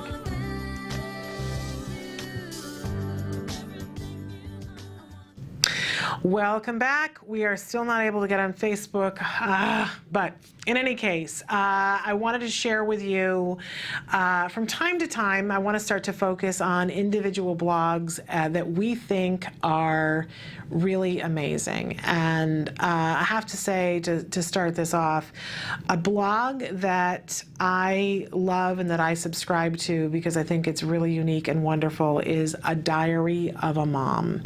And this is a blog that is written by Jess, who does not give us her full name, but she has 2 daughters, and one of them is on the autism spectrum, and it is a beautiful blog for a lot of different reasons, and there it is for you. You can get to it at www.adiaryofamom.wordpress.com, and she's also on Facebook, A Diary of a Mom. And it's one of those blogs that we refer to as a well-rounded blog. There are lots of great pictures that are on there, and she talks about topics that don't always directly have to do with autism, but she is an eloquent writer. I'm looking forward to a book from her at some point. A very eloquent writer. You probably have heard of her blog before. 2 years ago, as World Autism Awareness Day approached, she wrote a letter to the president asking him to please light his porch up blue. One little light bulb at the White House, and it was a very compelling letter. I would like to add that it did not get the desired response. The White House did not light up blue, which I'm sad to say.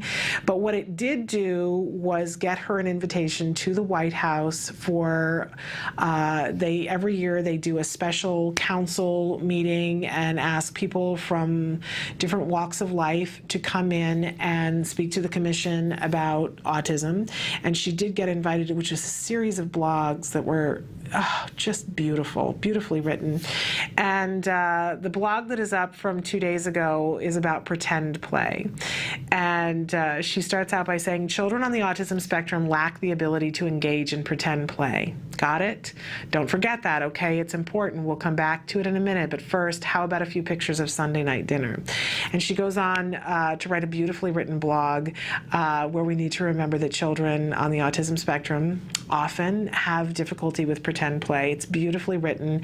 I want to encourage you to go and see her site. And recently, in light of, had nothing to do with autism, but in light of some of the comments that had been made, she has a very interesting personal blog written that so very poignant about rape from her heart and her personal experience.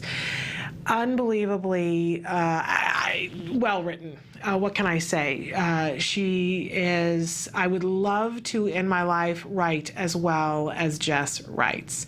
And I'm frequently uplifted by what she says, or my breath is taken away where I go, oh, that's so true.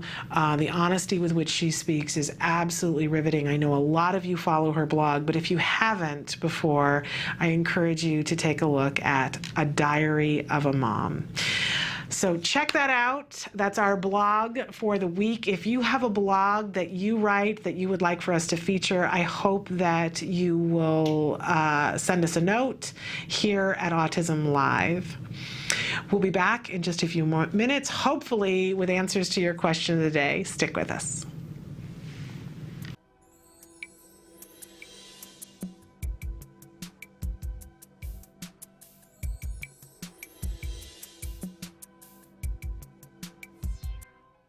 I'm Adele Nadowski, Director and Co-Creator of Skills.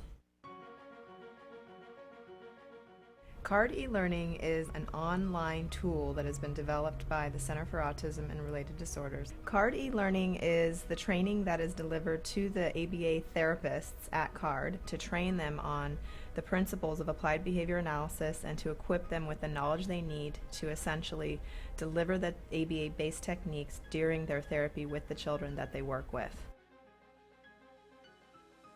ABA has been proven scientifically to be the most effective intervention for children with autism. At this point, even the Surgeon General has come out with a statement suggesting just that. So we know that this is something that children with autism definitely need if they're going to improve and live the lives that we're hoping that they're going to be able to live. By being able to train people on this one particular method that we know works, and to be able to have all of your staff within your school settings on the same page, it allows you to take more of a multidisciplinary approach, and there's definite consistency going on within the team. It makes sure that every person involved with that child's treatment program, including the speech and language pathologist, the occupational therapist, the teachers, the aides, all of these individuals to be able to be trained so that they can all work together effectively with the child.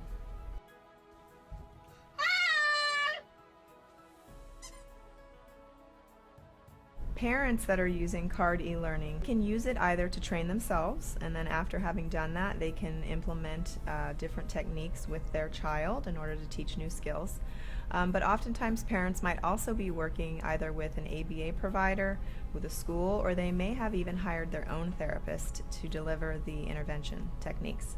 So CARD e-learning can be used either to collaborate with your school. It can also be used to train the therapists that are coming to the home of the parents, or it can also be shared with the ABA provider so that that provider can find out about it and perhaps implement it within their organization and train their staff. You can also do reporting for your organization. So you can actually look and find out which teachers are progressing, what their quiz scores are, and actually we can give you reports as well that will help you to compare the different teachers and their performances. Card e-learning is really, really simple to use. You can log on to this as long as you have a computer, that's all you need, and an internet connection.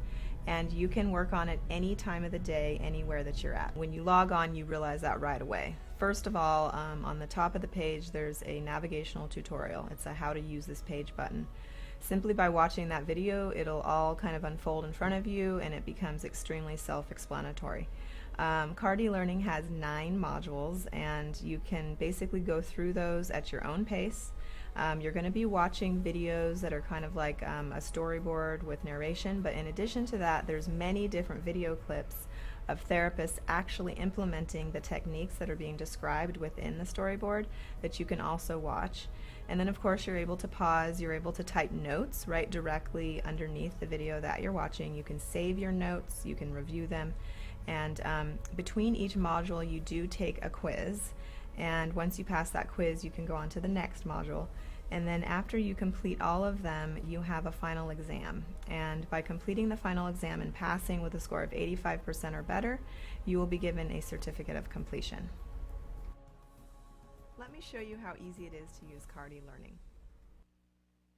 Welcome back to Autism Live. If you're wondering why I'm on my phone, it's because as autism parents, we know that if you can't do something one way, you need to find a different way, right? Frustration can, but we have to find the solution, right? And I'm having trouble getting on Facebook on my other computers, so we are resorting to the phone of the day. In any case, so I'm going to work on that, but I wanted to take a second to talk to you about the myth of the day. I mentioned earlier the parent who wrote in yesterday and said that they went to the developmental pediatrician, and the developmental pediatrician suggested when they were talking, apparently there was some sort of an autism spectrum diagnosis, and the question was asked about ABA, and the developmental pediatrician said, wait it out. You know what's particularly shocking to me about that is that I would expect that from a lot of people, but it's horrifying, not completely shocking, but horrifying that a developmental pediatrician would say that about anything, any kind of a delay with any child. You know, one of the things that we learn about as we get further into this journey and we learn about the criteria and the warning signs for autism, one of the things that gets said a lot and needs to be said even more is that anytime there is a loss of skill, it is not something we ever want to wait out. That's dangerous. That's absolutely dangerous. And you know, sometimes it's not autism. When I think about when my son had language and lost language, and I was very concerned about it, and went to the pediatrician who said, wait it out. That's literally what she said. And now, knowing what I know, not only was that unconscionable because he lost out on valuable time in which he could have been working on things, but you know, when a child loses a skill that they've had, it is never a good thing, right? And there is the potential for it to be something incredibly serious. I actually came to understand how lucky I was that my son had a diagnosis of autism, and it wasn't that he was having a series of strokes. It didn't even occur to me, didn't even know that that was something that could be happening. So we don't ever want to take a wait and see attitude. I know that recently there was an article in a newspaper that suggested that based on some studies that it might be possible that children are outgrowing autism. It's the most preposterous thing. It's not what the study actually said, and if you look at the study, it said nothing of the sort. What it said was that parents are reporting that on a regular basis that their children had an autism spectrum diagnosis, and that somewhere later on in their life that they no longer qualified for an autism diagnosis, but no one bothered to ask the parents what happened in between. Where the media jumped to was they must be outgrowing it, because I don't know why. I don't know why you would assume that, but it's not the case. There are children who start out with an autism spectrum diagnosis that eventually get to the point where they no longer qualify for one, but it's not because they outgrew it, it's because they worked. because a whole team of people worked with these children, and parents stayed up late nights walking the floor, worrying and finding the way to reach the highest possible potential with their individual child. Nobody has outgrown autism. And the idea that we would wait for what? Are we waiting for an autism fairy to come and bonk them in the head and woohoo, it's all gone? That's a myth, folks, and it's a dangerous myth. It's a disservice to our children. It's a disservice to our families. And anytime you hear somebody say something about waiting it out, I hope you'll take a stand and say, that is bad information, and you need to stop saying that. You know, somebody asked me a while back whether I had ever gone back to that developmental pediatrician who first diagnosed my child, who said to me, don't do ABA, it'll turn him into a robot. And I said, no, I haven't. I don't know that I could even talk to her. I would be so mad. And the point was made to me, but you know what? How many people has she said that to in the meantime? And I have to be honest, that has weighed heavy on me. And I've got to make an appointment, folks, to go back and talk to that developmental pediatrician. When she diagnosed my son, it was the very first day of her retirement, but she was still seeing patients in her retirement. My son was one of them. And I need to either make an appointment and go in and see her, or send her a letter and say, hey, you know what? That's bad information, and don't be giving that information out anymore. How about you re-educate yourself? And it may be that she already has, but it falls on me, now that I know what I know, to go back. And I hope that if somebody says that to you, wait it out, that you say, no, that's bad information. You need to educate yourself. I did mention yesterday that there's a new newsletter that you can get from the Schaefer Autism Report. They do a regular report, the Schaefer Autism Report, that you can subscribe to for free on a smartphone, or you can pay a very small amount to be able to subscribe to it and get the newsletters emailed to you on a regular basis. It'll keep you up to date with things happening in the world of autism, research that's happening, and other stories. It's a really wonderful, wonderful way to stay in touch. That we refer to it as the SARS, but it's the Schaefer Autism Report, and they have teamed together with other groups and are now offering a newsletter that is just for people in the medical profession. So if you have a pediatrician, you can go to Schaefer Autism Report and get linked up with that. Find the link, you can send it to your pediatrician so that they have a way of staying in touch with what's happening in autism. You know what? Ignorance abounds, but as we fight it and we let people know, we will make progress. It will never be as fast as we hope that it will be, but progress is progress, right? We're autism parents. We know that. Progress is progress. Nobody's waiting anything out. Let's take action. All right, stick with us. We're going to be back after a few messages, and don't forget that at the top of the hour, we're going to be joined by Angela Persicke, BCBA, Board Certified Behavior Analyst, back after these messages. I'm Joe Montaigne. As a father of a daughter with autism, I know the challenges that brings.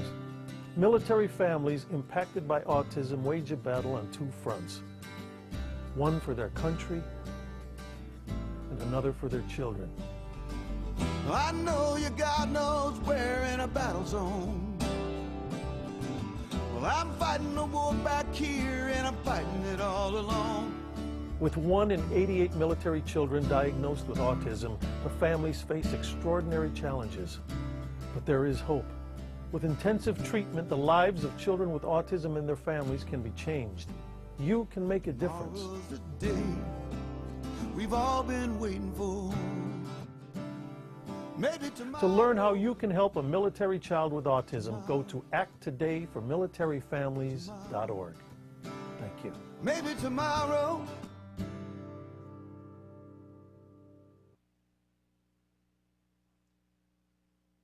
Welcome back to Autism Live. I am Shannon Penrod. We're webcasting to you live from the Center for Autism. I'm having a sense of humor moment here because, you know, sometimes you just have to. All morning long, we've been trying to log on to Facebook to be able to read your answers to the question of the day. We're having technical difficulties. And, you know, a phrase that I was fond of saying when our child started ABA, you know, I had this plan. First of all, when he was diagnosed with autism, it was, you know, what are we going to do? What are we going to do? And then finally we found out about ABA. We found out about a card, and we went through the process of getting that all started, and I was like, I have a plan. And I always like to say, I have a plan, and when I have a plan, God likes to laugh. Because the plan never went like how I thought it was going to go. I would have a schedule and say, this is what we're doing today, and something would always happen, and it would always change. I know a lot of you can relate to that. You got to roll with the tide, right? So we've had trouble getting on Facebook, but you always have to find a way, right? It's not an excuse to say, hey, we're just not doing it. You got to find a way. So I'm on my phone, and Emily, our technical director, who is awesome, is finding a way, and she's instant messaging me things. And I see here that on Autism Live, somebody wrote in and said, this is the answer to the question, what is your favorite guilty pleasure? And somebody wrote in and said, what I'm doing right now, having a cup of coffee and reading a book in the backyard, lovely. What's especially lovely to me is that the person who wrote that was my very first college roommate, who I have not spoken to in a long time, far too long. So I want to say a big welcome and thank you for writing that in. And I love picturing you sitting there reading your good book. We'll have to talk. In any case, then we have some other ones that were written in here, if I can read them. Spend time with friends or on my art. Oh, art is a wonderful thing to spend some time on. Or sleep. Oh, that's a guilty pleasure, isn't it? Because I don't get a lot of it. Yeah. And rest is good for my parenting. Amen to that, right? Sometimes it seems like you just got to do a little more, you got to get a little bit more done, but it cannot be overstated how important sleep is to parenting. We were just having a conversation about this the other day, about how, man, when you're tired, your high functioning, your executive functioning is really compromised, and your ability to be able to think through things and do what is best for you and your child is greatly compromised. So please put it on your priority list to make sure that you get enough rest. And I love somebody else who said, I enjoy going to the gym. Bless you. I am not related to you. But I appreciate that, and I hope that someday that you and I could have a conversation and that I could say that to you as well, and that I wouldn't be lying. Wouldn't that be spectacular? All right, so we at least have addressed some of them. We're not able to get at all of them, and I apologize for that, but we'll get them tomorrow. We'll find a way. If we have to do it by carrier pigeon, we'll find a way. It's what we do in the world of autism. Solve problems and find ways. But I hope that all of you are finding time to have a guilty pleasure, that you're finding time to take a moment for you. I know it's hard, and I know when I was in the thick of things and people would say to me, Shannon, you're going to get sick. You're going to get sick.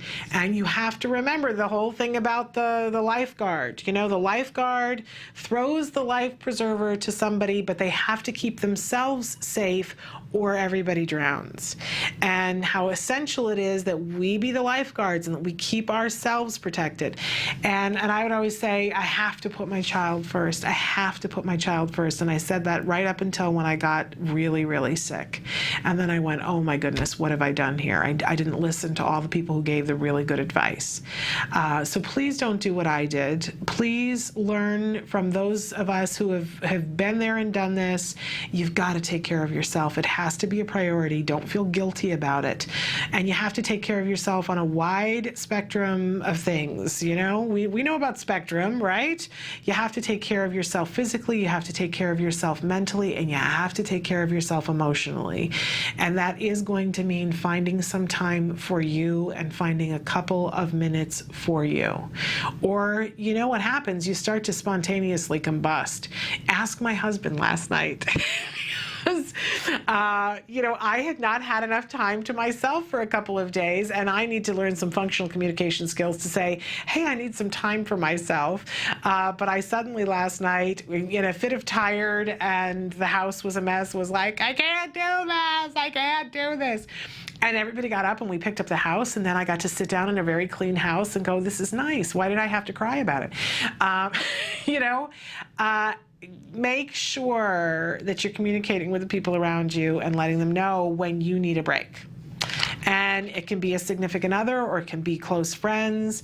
Build people into your life that you can say, hey, even if it's 5 minutes of respite, even if it's your best girlfriend that comes over and watches your child while you take a bath, you have a friend that will do that somewhere. I know you do. It may be somebody you haven't talked to in a while, or it may be somebody that you feel funny asking about it, but maybe you could trade. Maybe you could trade and say, hey, I really need to have a few minutes to myself and I'm willing to trade. I know you need this too. I'll come and watch your kids while you take a bath if you come and watch my kids while I take a bath. I bet you there's somebody who's willing to do that who gets it. I'll bet you. All right, we're going to take a break. When we come back, we're going to be joined by the fabulous Angela Persicke. She's a BCBA. We talk about this all the time, board certified behavior analyst. Now's a great time to be asking questions, giving comments, and we'll be back after these messages.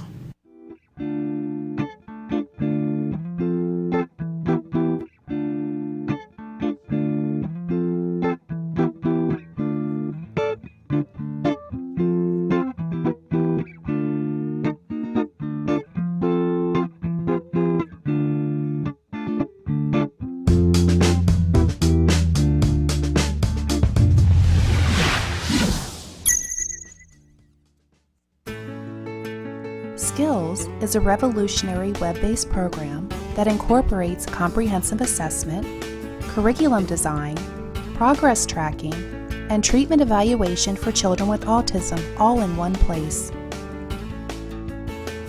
Developed by the Center for Autism and Related Disorders. Our approach is based on over 40 years of research on the principles of learning and their application to improving the lives of children with autism. How does Skills work?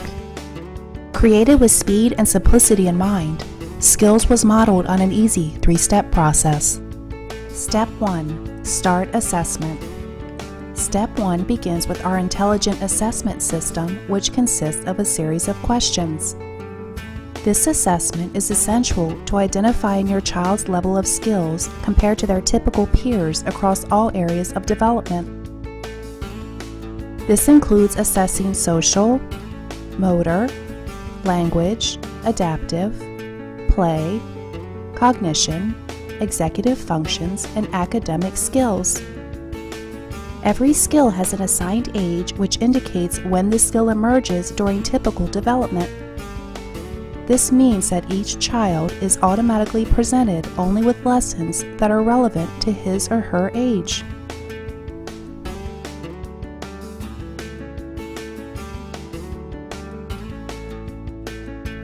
Step 2. Choosing activities. It's now easier than ever to build an individualized treatment plan. In Step 2, you are presented with an individualized pool of activities that are directly linked to your student's assessment results. Each activity represents a specific skill that has been indicated by the assessment as needing to be taught. Activities are categorized by curriculum and then by lesson. There are 3 main types of skills: building blocks, fundamental, and expansion skills. Fundamental skills are necessary for successful everyday functioning. Building blocks are prerequisites to a fundamental skill. Expansion skills are non-essential skills, but may provide further enrichment in certain areas. After reviewing the activities available to you, you can quickly add your chosen activities to the treatment plan by simply checking the box and clicking the button. Step 3. Start treatment. Once you have selected and added the activities you want, you are ready to begin teaching. Skills provides you with all the tools necessary to design and manage an effective curriculum plan, such as printable activity guides that are customizable by the teacher, supplemental teaching aids including printable data sheets, teaching guides, visual aids, worksheets, and tracking forms, detailed IEP goals and benchmarks for each activity, brief and visually appealing video tutorials, a variety of treatment progress and clinical timeline charts, and lots more. And since Skills is completely web-based, everything you need is available 24 hours a day, 7 days a week, in one easy-to-access location. Skills users even benefit from unlimited access to a support community where they can ask questions and share ideas with a skills expert. Skills is always with you.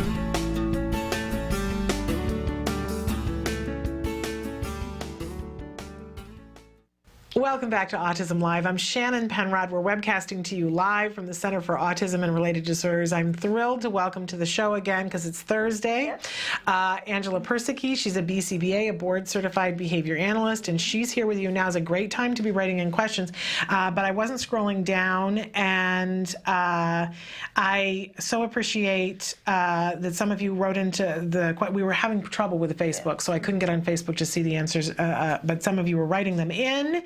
And somebody wrote in that for their guilty pleasure, that what they do is watch Autism Live. Oh, air hug. Love you.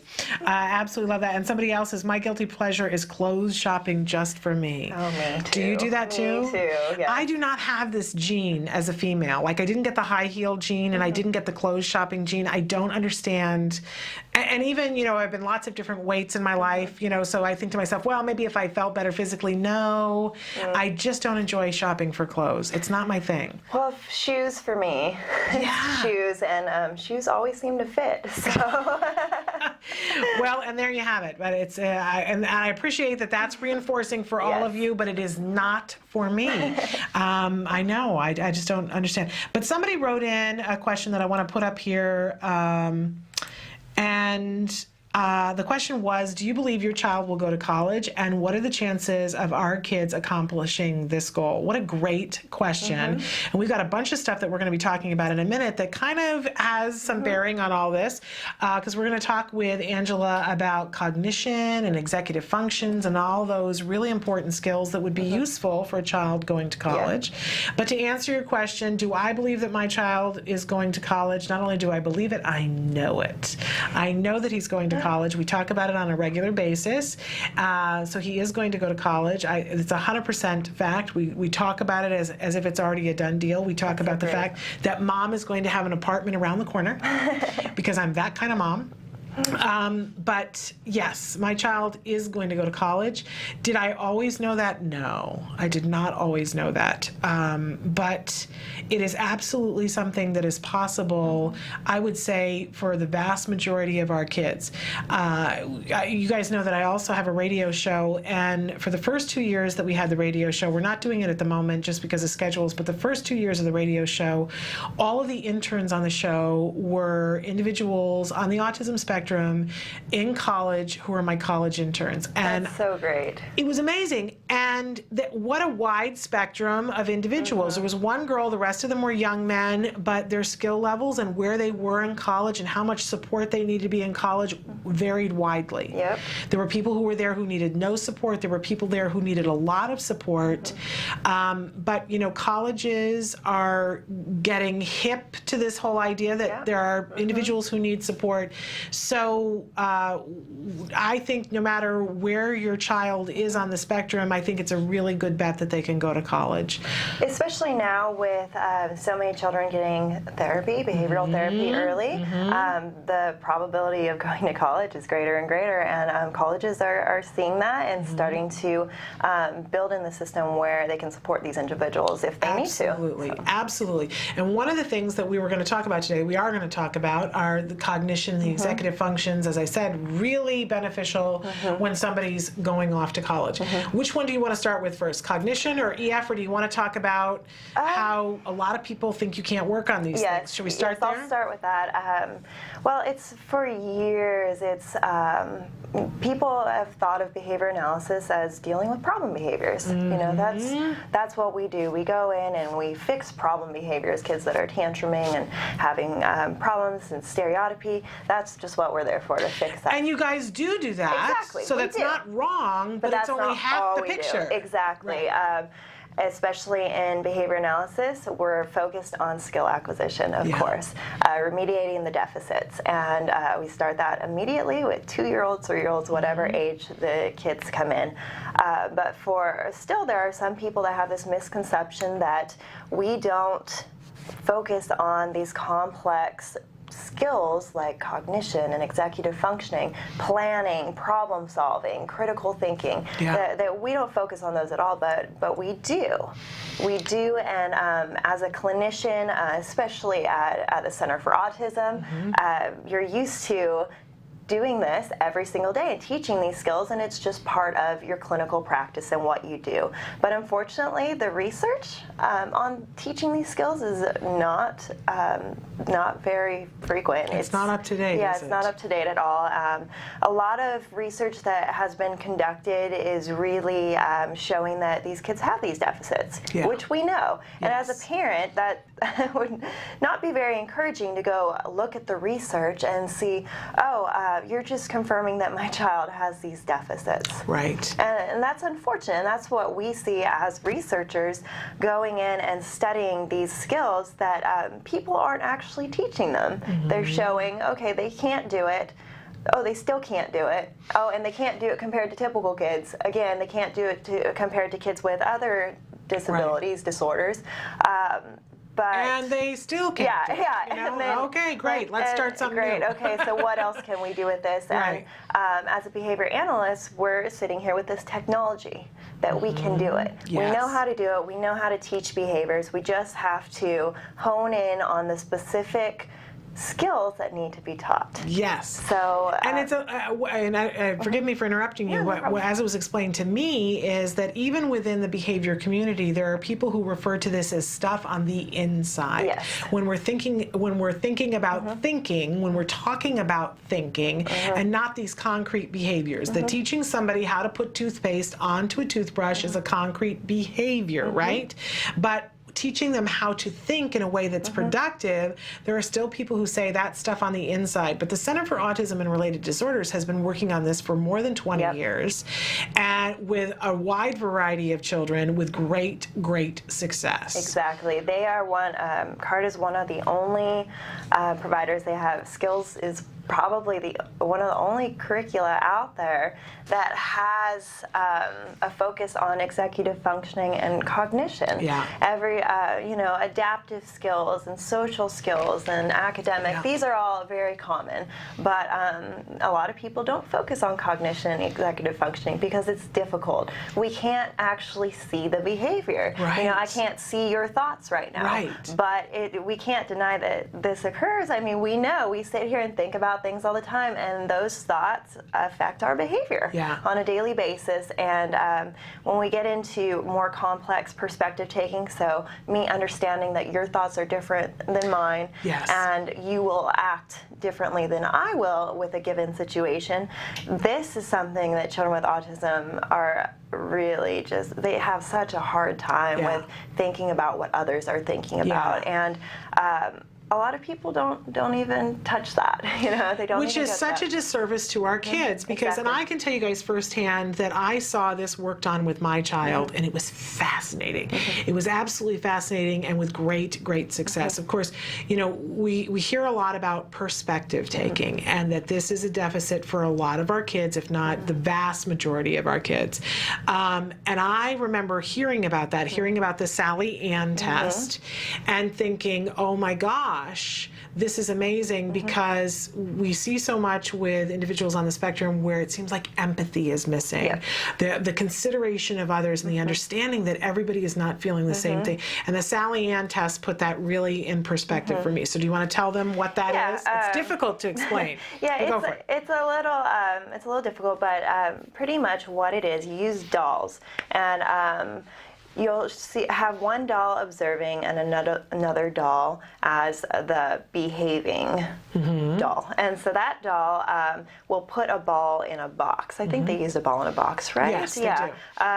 So they put a ball, that doll will put a ball in the box, and the other doll will observe it. And the child is watching this. And then they have one doll leave the room and the other doll move the ball to a different box. And then they ask the child, where will the doll that wasn't in the room say the ball was? Right. And children with autism will report what they see and what they know. Yeah. And they will not think about what the other doll, in the other room, or the other person in the other room didn't see and didn't know. You literally have to, when you think it through, if you think about it, you have to stop thinking what you know, and you have to consider from the other person's perspective, from the doll who's outside the room, what does she know? And the last thing she saw was that the ball went into the box. Yeah.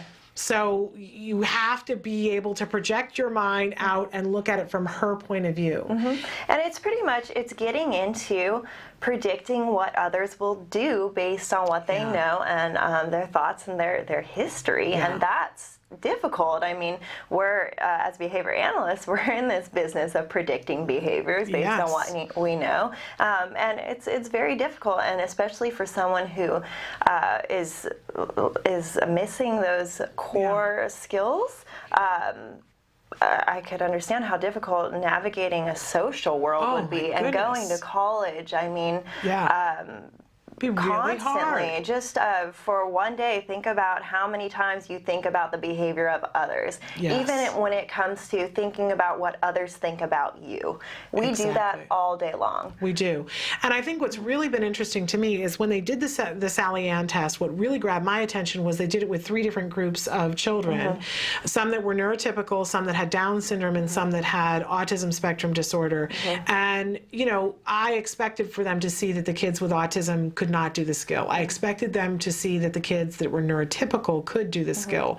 What was fascinating to me as a parent was that the kids with Down syndrome could also do the skill. It was just our kids that couldn't. I don't know why you say that to an autism parent and they go, oh my goodness. Okay, well now we're really on to something. And you see that it spreads to other things, that kids have a hard time on the spectrum sometimes switching a pronoun. So when I say, I'm going to the store, and then we want the child to reword it, we want the child to say, oh, you're going to the store? They don't. They say, I'm going to the store, but they're talking about you. They can't switch the pronouns. And then you see them on the playground and their friend falls and skins their knee, and the friend is crying, and they're not having a reaction because they're not in pain. Yeah, exactly. And they aren't able to put themselves in the other person's shoes. Yes, exactly. Metaphorically. And this, for complex social skills, for everyday social skills, this is so important. And at the Center for Autism, they definitely focus on this. And it should be focused on in every single program, especially for children that are getting into peer relationships. I mean, how can you have a best friend when you don't understand how that friend is feeling? Absolutely. So you guys know you can work on this. So we're going to take a break, and then we're going to come back and talk about how you begin to work on these things, because I can tell you firsthand, I saw this in my home. It's amazing. It's absolutely amazing. We're going to be back more with Angela Persicke, and we're going to talk more about cognition and executive function thinking, executive functions, that's what we want to say, after these messages. Stick with us. A boy born in Joplin, Missouri was fascinated by anything with wheels and a motor. The odds of him going on to fascinate millions with his talent? 1 in 260,000. The odds of this born racer having 157 career top 10 finishes in NASCAR? 1 in 125 billion.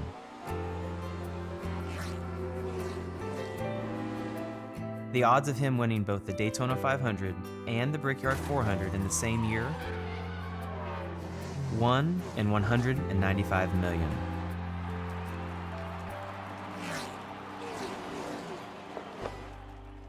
The odds of a child being diagnosed with autism? 1 in 88. I'm NASCAR driver Jamie McMurray, and my niece has autism. Learn more at autismspeaks.org/signs.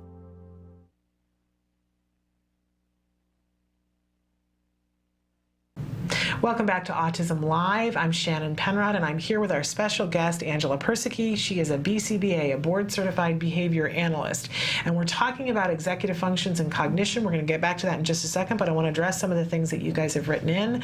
We were talking earlier, somebody asked, do I think that my child's going to go to college? And I said, yes, I know he's going to college. I know that with every fiber of my being, and I know that our kids can go to college. And I love your response. You wrote back and said, yay, I love that my son is going to to go to college too. Maybe our sons can go to the same college. Love it. Let's talk about where in the world we want to get apartments around the corner from them. Our current thing that we talk about is MIT. That's where Jem talks about going, because he kind of thinks he wants to go on the East Coast. But my son wants to be a rocket engineer. From the very first time that he was able to say sentences, that was one of the first sentences that he said, was that he wanted to be a rocket engineer, and he stuck to that. Now this summer we teetered on it slightly because he got very interested in marine biology, but I think we still are in the rocket engineer. But either way, you know, it's pretty high level stuff. Wow, and, yeah, it's impressive. And there is a school here locally, and it's close to JPL. By the way, he's already picked out his office at the NASA office at the JPL, the people who put the rover on Mars. We got to see that Mars rover before it took off. Great. And he picked out his office right around the corner from where the rover was. So yes, what is your son interested in? And we'll see if we can't work out a college plan together, because I'm all about that. And also, somebody else wrote in. I'm just going to mark that complete. But I'm excited for us. Our kids going to college. And another person who wrote in and said, I'd be interested in knowing what degrees are needed to be an ABA therapist. Is it a major in college? Okay. Now, you have been an ABA therapist, and you're now a board-certified behavior analyst. We talked a little bit yesterday about what you have to do to become a board-certified behavior analyst. It's kind of vastly different to be an ABA therapist. Yes. You want to field that? Sure. So I know right now in the state of California, they're making a lot of changes for who can be a therapist, who can supervise therapy, and all of these things, very political, and we won't get into that. Yes, we talk about that in other segments in the show. But I believe in the state of California right now, what they do require is a bachelor's degree. And I don't believe it has to be in a certain field. Psychology is probably important, but what we feel and we believe and we know is that we can train people. Yeah. So whatever training is required for the company that you would work for as a behavior analyst, they will provide you with that training. Yeah. And that's the great thing about what we do. We feel that everyone is trainable, and we can train them to be the best therapist they can be. So absolutely. I think, though, for right now, a bachelor's degree is required. That's news to me. I wasn't aware of that. That's fairly new. That's very new. And we did, because when I was a therapist, it was when I was an undergrad. So it's changed since then. Yeah. And I'm not sure if that is completely solid right now, that needs to happen, or they're still moving in that direction. And I'll look into that too, because I know it's changing in different states and lots of different ways what is being required of people. But you will find still in some states that it just requires you to have some college credits. That you don't have to necessarily in some states have a degree, but you will go through some extensive training. By the way, if you come to CARD, the training that you'll start with is CARD e-learning, and that's a great place for anybody to start. And you do get a certificate when you do CARD e-learning. If you haven't done that as a parent, I really want to encourage you. There is CARD e-learning, and then there's the parent e-learning, and there's a new parent e-learning that's coming up that's going to be coming out to you. But I did the regular CARD e-learning, and I gotta say, I loved it. Yeah, it's great. I could do it in my own time, and even though my son had been having therapy for over 4 years, I learned so much from it. And I thought it was great that it was self-paced, and you get a certificate that says that you are, that you understand this information. Now, does that make you ready to go and start doing ABA? No, I think it would be advantageous, and what they do here at CARD is they give that CARD e-learning, and then they sit down with people and work with them before they go in the field and work with children. Then they go out into the field with a supervisor there, training them with the child, and then they have to pass a field training before they can be doing therapy on their own with a child. So it's not like they just throw people out into the field. And what we know about learning is that just sitting in front of a computer or even a teacher and listening to a lecture, you don't often retain those skills, and you're not often able to go out and perform those skills just because you heard it from a lecture. So that's what we know in the science of learning, that's true, and that's what we do with our kids. We don't just sit there and lecture them on how to do something and say, okay, go do it. It takes practice too. So especially at CARD, they have the therapists overlap, and the new therapists overlap with senior therapists and work in the field together, and the senior therapist will give feedback and practice with the new person. But I have to say, you know, and I've heard it very widely spoken here, and very soon we're going to have Nancy Plotkin, who's the head of human relations here, on to talk about the fact that I think pretty much every single CARD office is hiring right now. Yes. So if you live close enough to a CARD office and you're interested in getting this kind of training, which, you know, you can come home and be working with your child on your own time, but be helping a lot of other children, or you know somebody who needs a job who would be great at this, CARD is hiring, and I'm sure that a lot of other agencies are hiring as well.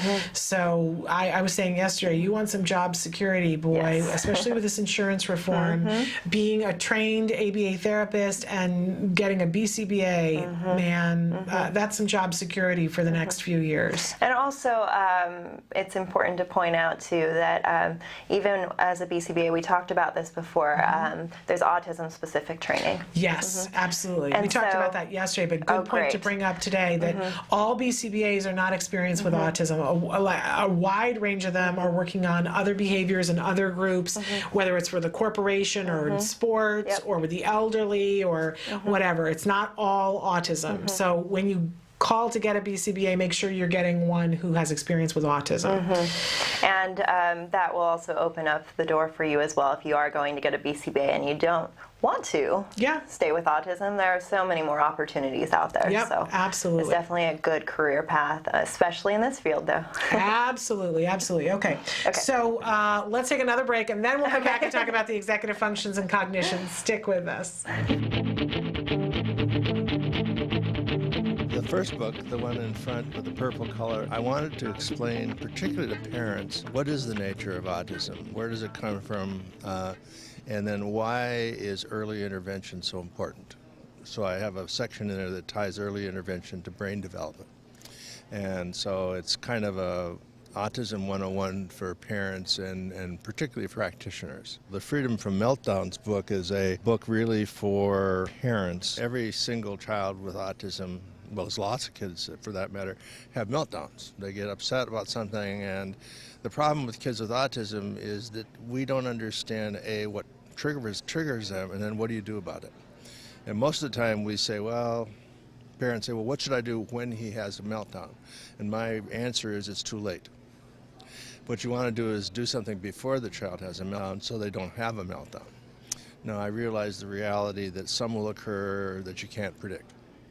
And there are some strategies in there about, for instance, the dreaded public meltdown, which every parent fears of going out in public and their kid is down on the sidewalk screaming and carrying on.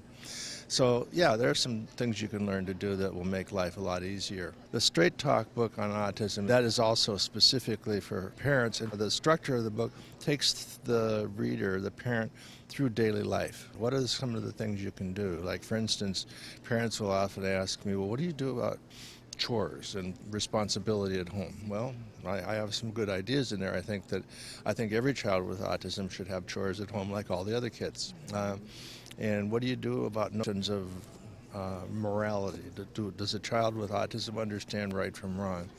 Well, not all of them, but they understand a lot of stuff that you would be surprised. And so how do we think about that, and then what can we do about it? The most recent one, this Individualized Autism Intervention book, is really primarily to help parents think through the question, what do? I go to my pediatrician, or I go to school, and they tell me, well, there's this therapy and that therapy and the other therapy, and I say, well, which one is right for my child?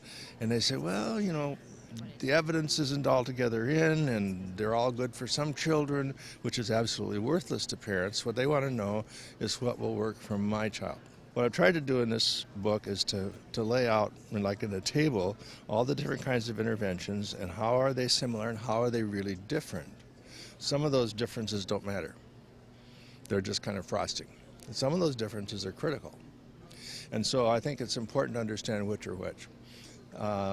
Then what I ask myself is, if I have a child with autism, how much do I want to have him engaged in or her engaged in a naturalistic approach, which is very popular, as opposed to a more structured approach, like a discrete trial approach. And there's a scale in the book that lets you evaluate each child and say, well, what's the balance for this kid?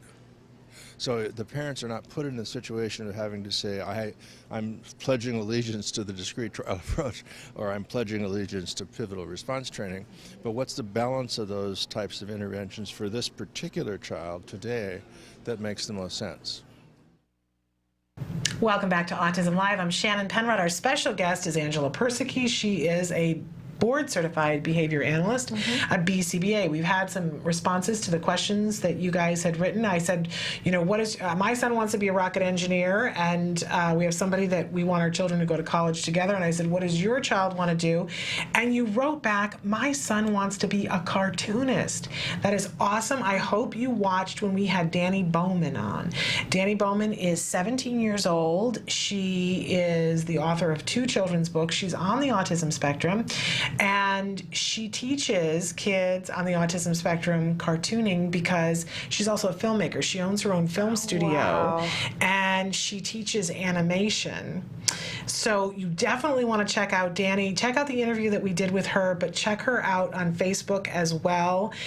She just came back from Ohio because somebody else wrote that they were in Ohio. She just came back from doing a workshop in Ohio. I'm almost positive I'm right in this, where she was teaching kids on the autism spectrum cartooning. So you definitely want to check out, I don't know if you're the same person or if it's different people, but check out Danny Bowman because she flies all over the United States and Canada, and Danny's getting ready to go to college. And it was so interesting talking to her because she's a wonderful, beautiful young woman, very intelligent, and as I mentioned, she is on the autism spectrum, and she's done all these things at 17, for heaven's sake, and she's getting ready to go to college, and colleges are courting her, you guys, to have her come to their college, and they've invited her to come to spend 2 weeks in the summer to see this program, and they, you know, are very interested in it because she's pretty incredible. So check out Danny Bowman.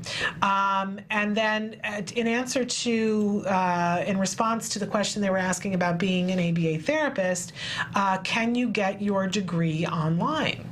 Yes, there are quite a few online programs. One of the better ones is out of Florida, FIT. I believe that's Florida Institute of Technology. They have a really good online program that CARD actually sends a lot of their supervisors who need to be trained to. Great. Yeah, it's a great program. And it's not just online where you just do your quizzes and read your readings. You have to actually work with children, upload the video of you working with children so they can evaluate it and make sure you're doing everything correctly, which is fabulous. Amazing. Wonderful. So that's pretty exciting. And then somebody else who wrote in and said, let me put this one as complete. I live in Ohio. Where would I go for training to be an ABA therapist? And we were talking about CARD e-learning before, so that's a great thing that anybody can do. If you've got an internet connection, you can do that. And there isn't a CARD office at this period of time in Ohio. I'm fairly positive that that's true. I'll look it up to make sure. But what you can do is, I always get it wrong, but it's BACB. BACB.com, and it's the Behavior Analysis Certification Board. And so you could log on to that, and you can search the area to see who the BACBs are in the area, because they're going to be tied to the programs that are going to be looking for therapists. Yes, on that website, the BACB, you can do a search for all board-certified behavior analysts in the world, actually. So you just put in your location, and they will give you a list of the closest BCBAs to you.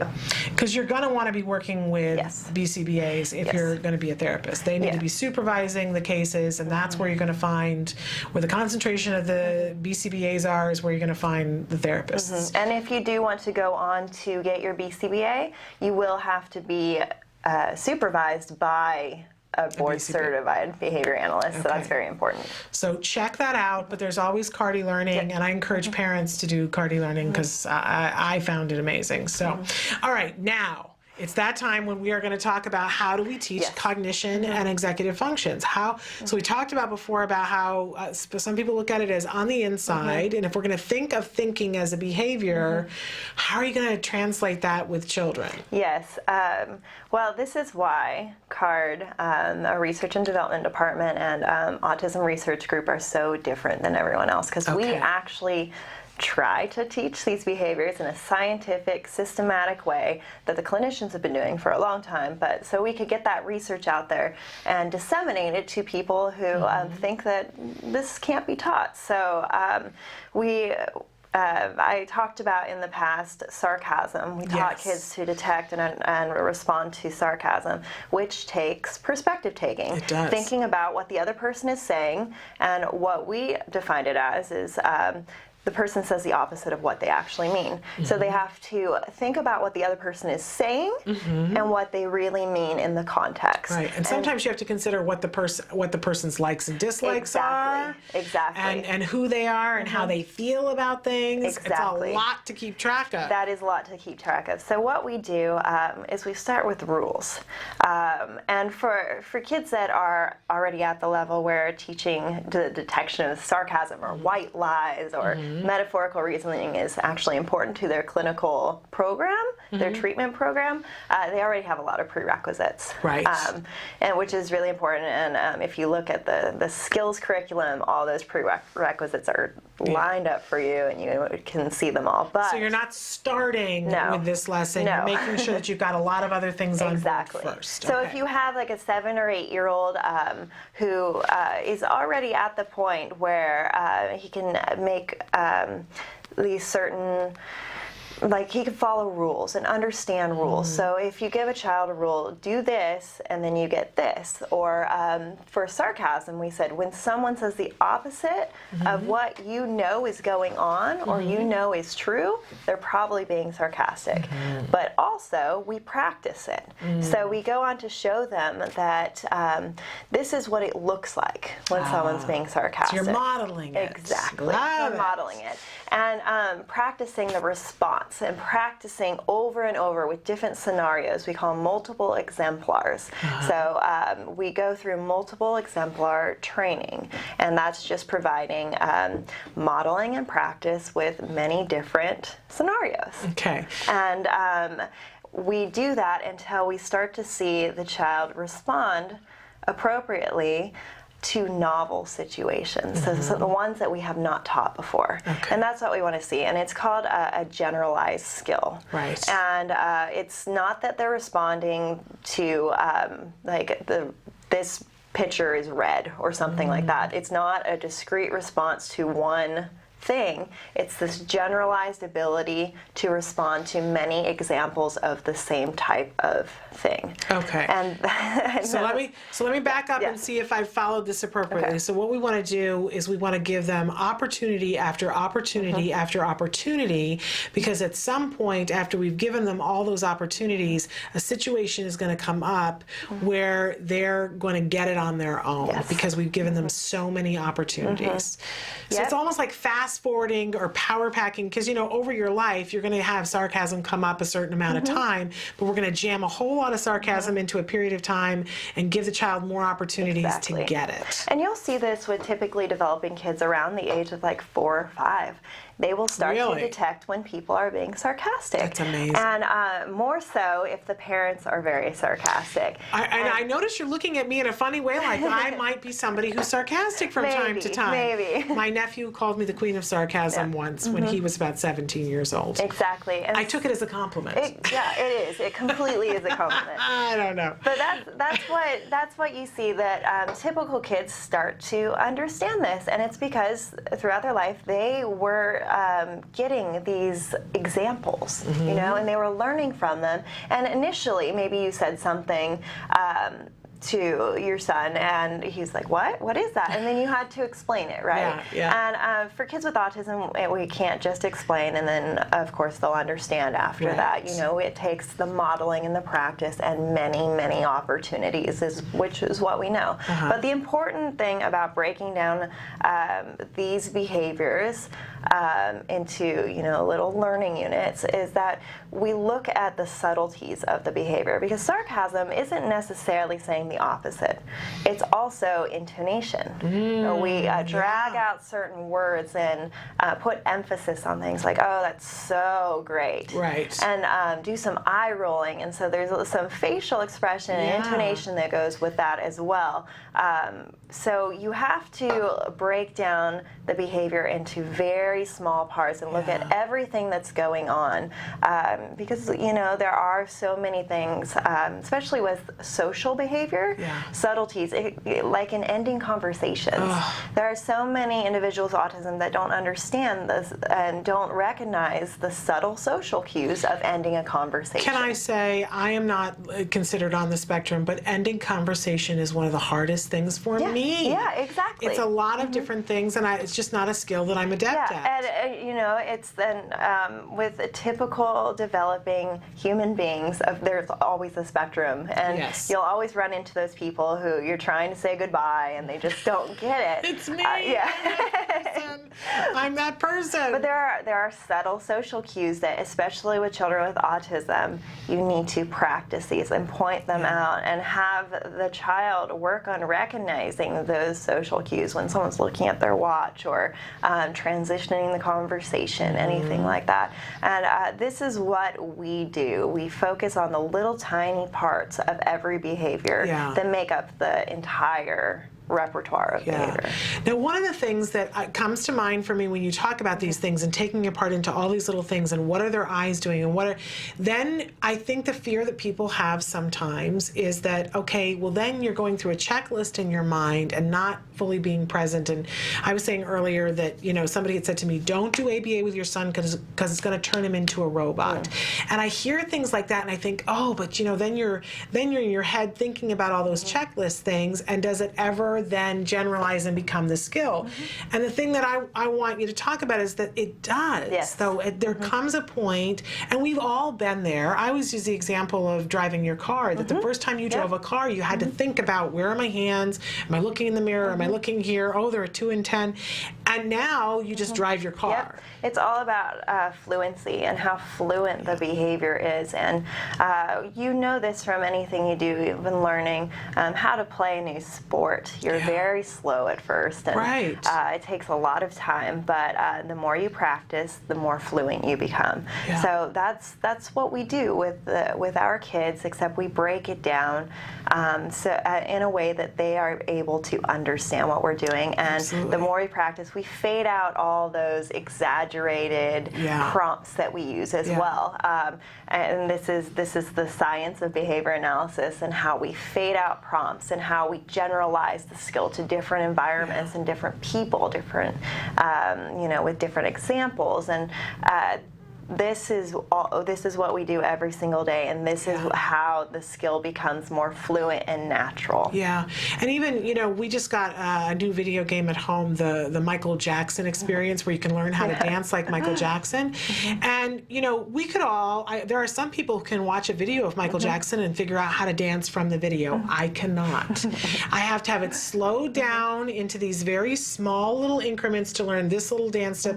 And I see with my son, son is that he is able to put them together, and he's a little quicker than I am, learning at a different rate, and he's starting to be able to do them in sequence. I'm still taking the baby steps, but this is exactly what we're doing with these other skills, slowing it down for them, saying, here's this one little component, and reinforcing it, and then here's this other little component, but at some point they're going to be able to string them all together and do them, and it will become their skill then. Exactly. And if and whenever we get to a point where the child is having a hard time, you know, we moved up a level and added 2 more steps when we probably should have only added 1, then what we do is go back. Yeah. Take a step back and help the child to have success. We want to see success before moving on and adding more steps. Absolutely. We got another comment here that I want to address really quickly, and I want to make sure that I'm not missing a bunch of other. Somebody wants to know, where can I find free access on YouTube for video modeling that would help my child with perspective taking? For modeling with the perspective taking, I'm going to have to look up. But I will tell you too, since you're interested in the perspective taking, Dr. Jonathan Tarbox is going to be in here tomorrow at 11 o'clock, and I'm going to ask him to go through the whole string of how we get to perspective taking, because in the card model, it's fascinating. Yes. It's fascinating, and it's once you see the big picture of it and you see, oh my goodness, that is how I can teach this to my child and have them grow the skills. You hear the angels sing, and it's wonderful. So we'll have him talk about that tomorrow, and I'll poke around on YouTube and see if I can find any modeling. But the whole progression of lessons is in skills, and that's what we know works because it's been used for 20 years. And I saw it work with my child. My child takes perspective now. It's an amazing thing. It's an amazing thing. And with the A word, it might be a little early for Jack Riley. He's pretty young still. I don't know if they've done the sensory perspective taking yet. Yeah, because I believe that's the first one. Sensory perspective taking would be, okay, what do I see? What does Shannon see? What do you see? You know. But they may have started working on senses with him, which is really what comes before that. So, and there's some. We'll talk about that all tomorrow.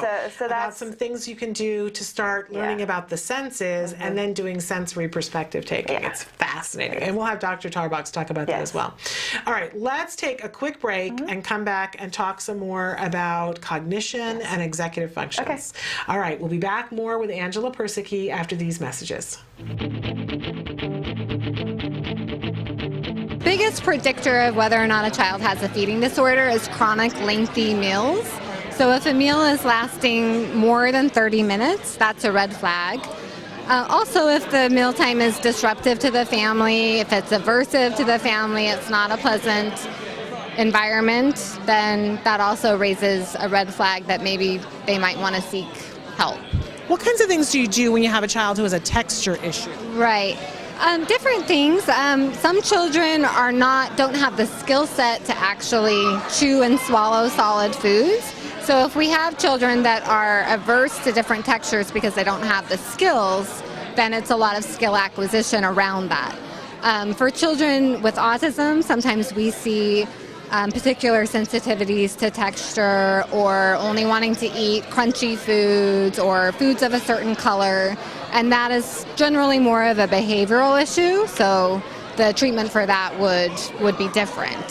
So it's not necessarily a skill deficit as it is resistance. For parents who really want some hope that if they get some help, what's the likelihood that they'll see some improvement? Right.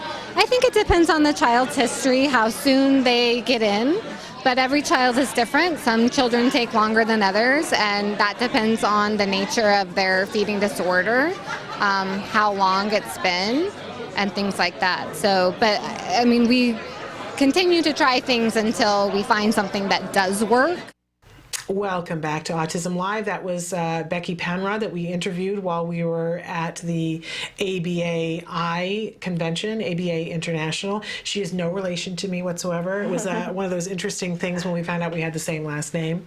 But right now we are joined, we've been with her this hour, Angela Persicke, a board-certified behavior analyst, and we've been talking about cognition and executive functions and the fact that we can can teach these things to our kids on the spectrum, and we can teach them, surprisingly, we can begin to teach these things very young. Very young. We can begin to teach them as soon as the child has the prerequisite skills for the different behaviors in cognition and executive functioning. Like we were saying, you know, senses, just learning the different senses, what do you see with, what do you hear with, what do you smell with, leads into what do I see and what do you see in that sensory perspective taking. Why can't I see this but you can? Why can I hear this and you can't? All of those different things. Really an amazing roadmap. And I said we're going to talk more about that tomorrow with Dr. Jonathan Tarbox.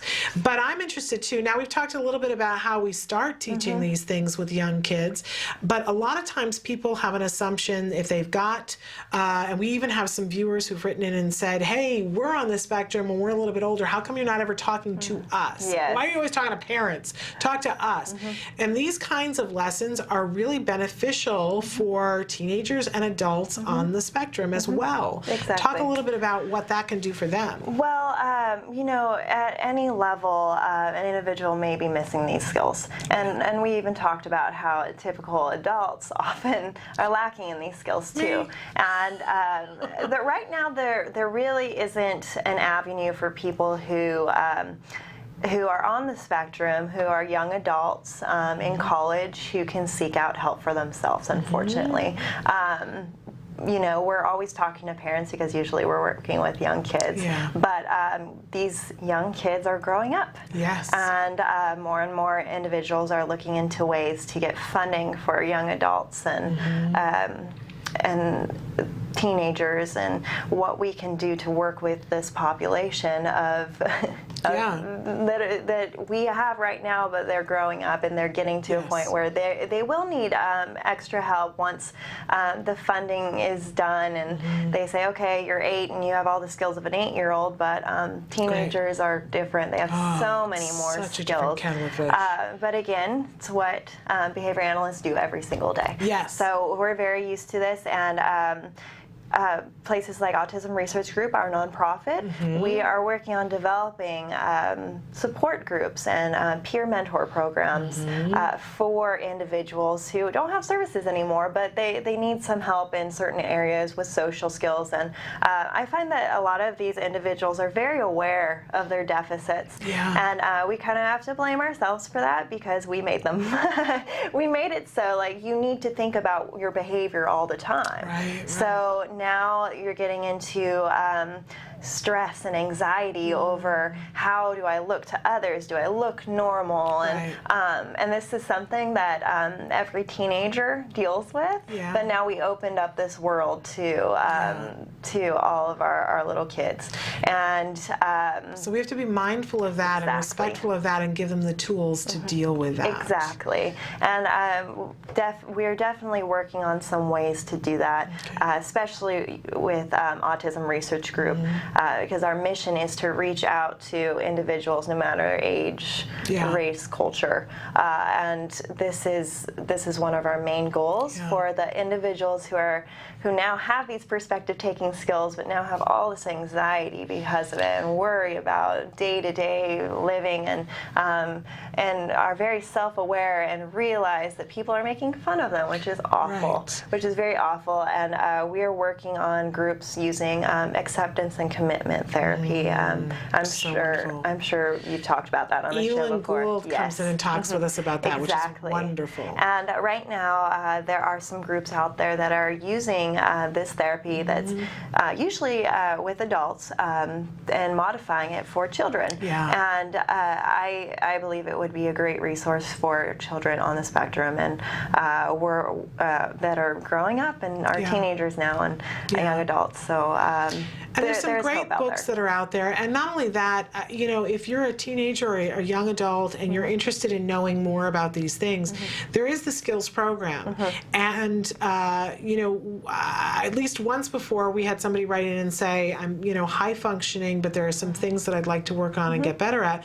And Dr. Tarbox happened to be here when they wrote in and said that. And he said, you know, it's not a bad idea for you to read through the skills program to be able to see. And I know for me as an adult, when I read through the skills program in its entirety, I learned a lot, and I Yeah. changed some of my own behavior because I realized, I read something and go, I didn't realize. Yep. I never really realized that that's how that happens. And, so you can glean a lot on your own if you are, have an understanding of what is that you want to learn from the skills program, on the spectrum or not on the spectrum. Exactly. So pretty amazing thing to be able to do. And always, you're here as a resource. An autism research group is here as a resource to get you connected with the people you need to be connected to. If you need help on something, we can get you connected. But the main thing that I want, the takeaway is for people to understand that you can work on these things, and that they have been working on these things for a long time, and which is not to say that they're not learning more and growing more, because you guys are constantly doing more research, because certainly more research needs to be done in this area. But I know I saw it in my living room, that you can have great success on these kinds of things, and we continue to work on them, both with myself and my son. Yeah, exactly. And great skills that lend themselves towards being teenagers and college bound and going into the working world. And especially in regards to executive functioning, which involves planning and problem solving and critical thinking. These are so important for college. And setting goals and recognizing if you're meeting them, not throwing everything away if you're not meeting them, but looking and saying, what do I have to adjust? Being able to pay attention to the things you have to pay attention to, and inhibit your attention, inhibit responses to different things. Amazing towards setting and reaching a goal. And the skills curriculum addresses all of those. Everything you mentioned, and more. And we continue to do research on these to publish and present to the world that it is possible to teach these skills. Absolutely. I can attest to that. Yeah. All right, so tomorrow we're going to take a break and come back, and tomorrow we'll talk with Dr. Jonathan Tarbox, but I want to say thank you to you. We're going to let you go. Thanks to Angela Persicke, and this is amazing. We'll have you back next week, so if you have questions, you can always ask, and she'll be back with us next week on Thursday at 11 o'clock during the 11 o'clock hour. Stick with us back for our final messages before we let you go for the day. We'll be right back.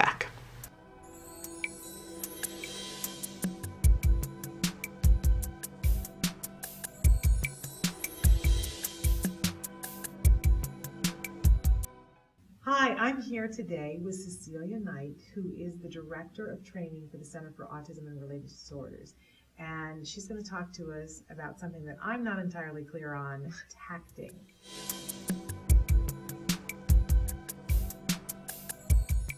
Tacting is when you make a comment on the environment, and then another person may reinforce that with non-specific reinforcement. Can you explain to me what the difference between a tacting program is and an expressive labeling program? In an expressive labeling program, typically the therapist holds up a card, maybe with a turkey on it, and the therapist would say, "What is this?" referencing the picture.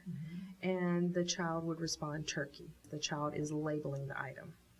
With a tact, it's a comment on the environment. So it can be evoked by a smell. So if I walk into the house and I smell Thanksgiving dinner, I can say, turkey. Or if I hear gobble, gobble, gobble, I can say, that's a turkey. So it's a comment on the environment, which is different than just naming the item.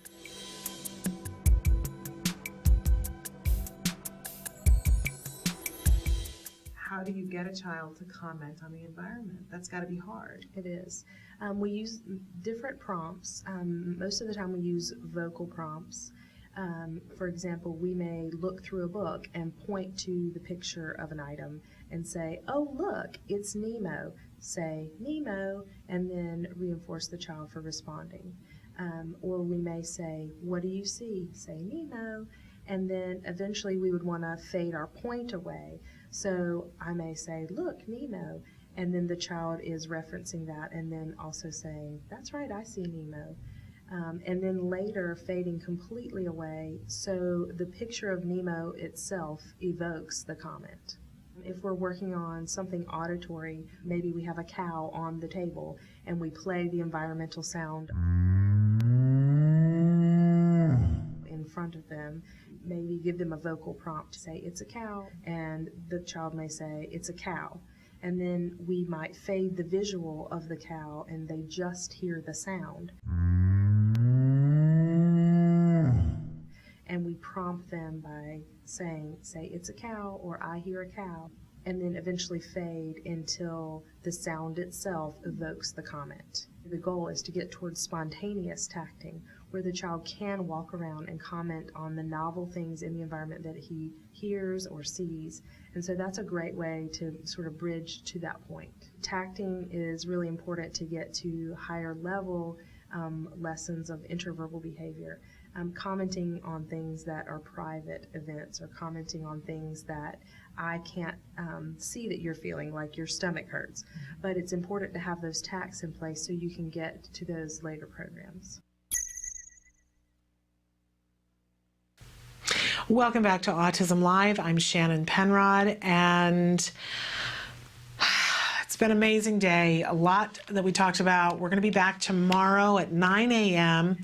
and we're going to have a couple of special guests with us tomorrow. Want to let you know that we're going to be joined tomorrow. I think I'm crossing my fingers that this is going to work out. I can't get on Facebook, so I can't see at the moment, but we're scheduled to have Mike Hipple with us tomorrow. And he is a young man who uses assisted technology, and so he's going to talk to us about what that's like for him and how we can help children who are using assisted technology. You know, we talked earlier today about this young boy who's gone off to school who is signing. And the difficult road that he has encountered with the administrators wanting him to change the way he signs his name, and how ignorant that is of him, of them, the one administrator in particular that I was referring to. The little boy is doing a great job. But, you know, it strikes me, there are so many things that I don't know more about, and I want to learn more from somebody who uses assistive technology about how we can be helpful and supportive for people who do. So Mike Hipple is scheduled to join us at 10:20 tomorrow. We're looking forward to that. And then at 11 o'clock, we'll be joined by Dr. Jonathan Tarbox, and we're going to ask him to talk about perspective taking in the entire process of getting from point A to point Z, how we get this done. And he's the person to talk to about that. I want to remind all of you that even as this conversation here ends and the show ends, the conversation globally continues. There are lots of ways that you can get a hold of us. Emily is going to show some of those on the screen to you, and we encourage you to participate in whatever way is best for you, whether that be through email or phone, and to watch the show and catch the show in the way that works best for you. That's really what we're about. You're going to see that in the coming weeks we are doing some programming changing, and we really want to hear from you what works best for you. Starting on Tuesday of next week, we're going to go to a 2-hour format and see if we can't give you back an hour of your time but give you the same amount of information. We're not cutting a single thing. We're just going to cut out some of the fat, right? That's what we're looking forward to doing starting on Tuesday. So when you tune in on Tuesday morning, because we won't be here on Monday for Labor Day, but when you tune in on Tuesday morning, you're going to catch us at 10 o'clock live. So I want all of you to adjust your time clocks. We're still going to have the same guests at the same time, but we're just going to power pack that first hour full of all the information that we've been giving, just in a shorter and a sweeter. It's going to put me through my paces, right? Because I'm too long-winded. I enjoy talking to you, though, and I'm still here, not going anywhere, and the information is still going to be here, and the content is going to be here. We just want to get you back doing the things that you got to do that much quicker. So we're tightening it up here, and we'll look forward to hearing from you about if you prefer that. So again, tomorrow, 10:20, Mike Hipple, you're going to want to check that out, assisted technology and how we can be more mindful, how we can be more supportive, and maybe how you want to help your child to be able to use their assistive technology in a more efficient way. At 11 o'clock, Dr. Jonathan Tarbox, and then we'll be back again on Tuesday starting at 10 a.m. in the morning. We've got some really amazing people already lined up for next week. I am really looking forward to it. I want to thank all of you for writing in all the things that you wrote in. I can't tell you how it uplifts us here and gets us excited about being here. We're excited about being here anyway, but when you guys participate with us, it's reinforcing to us. All right, enough of that. I've gone long-winded. But we'll be back tomorrow at 9 a.m. Until then, please give your kiddos a hug from me. Bye-bye for now.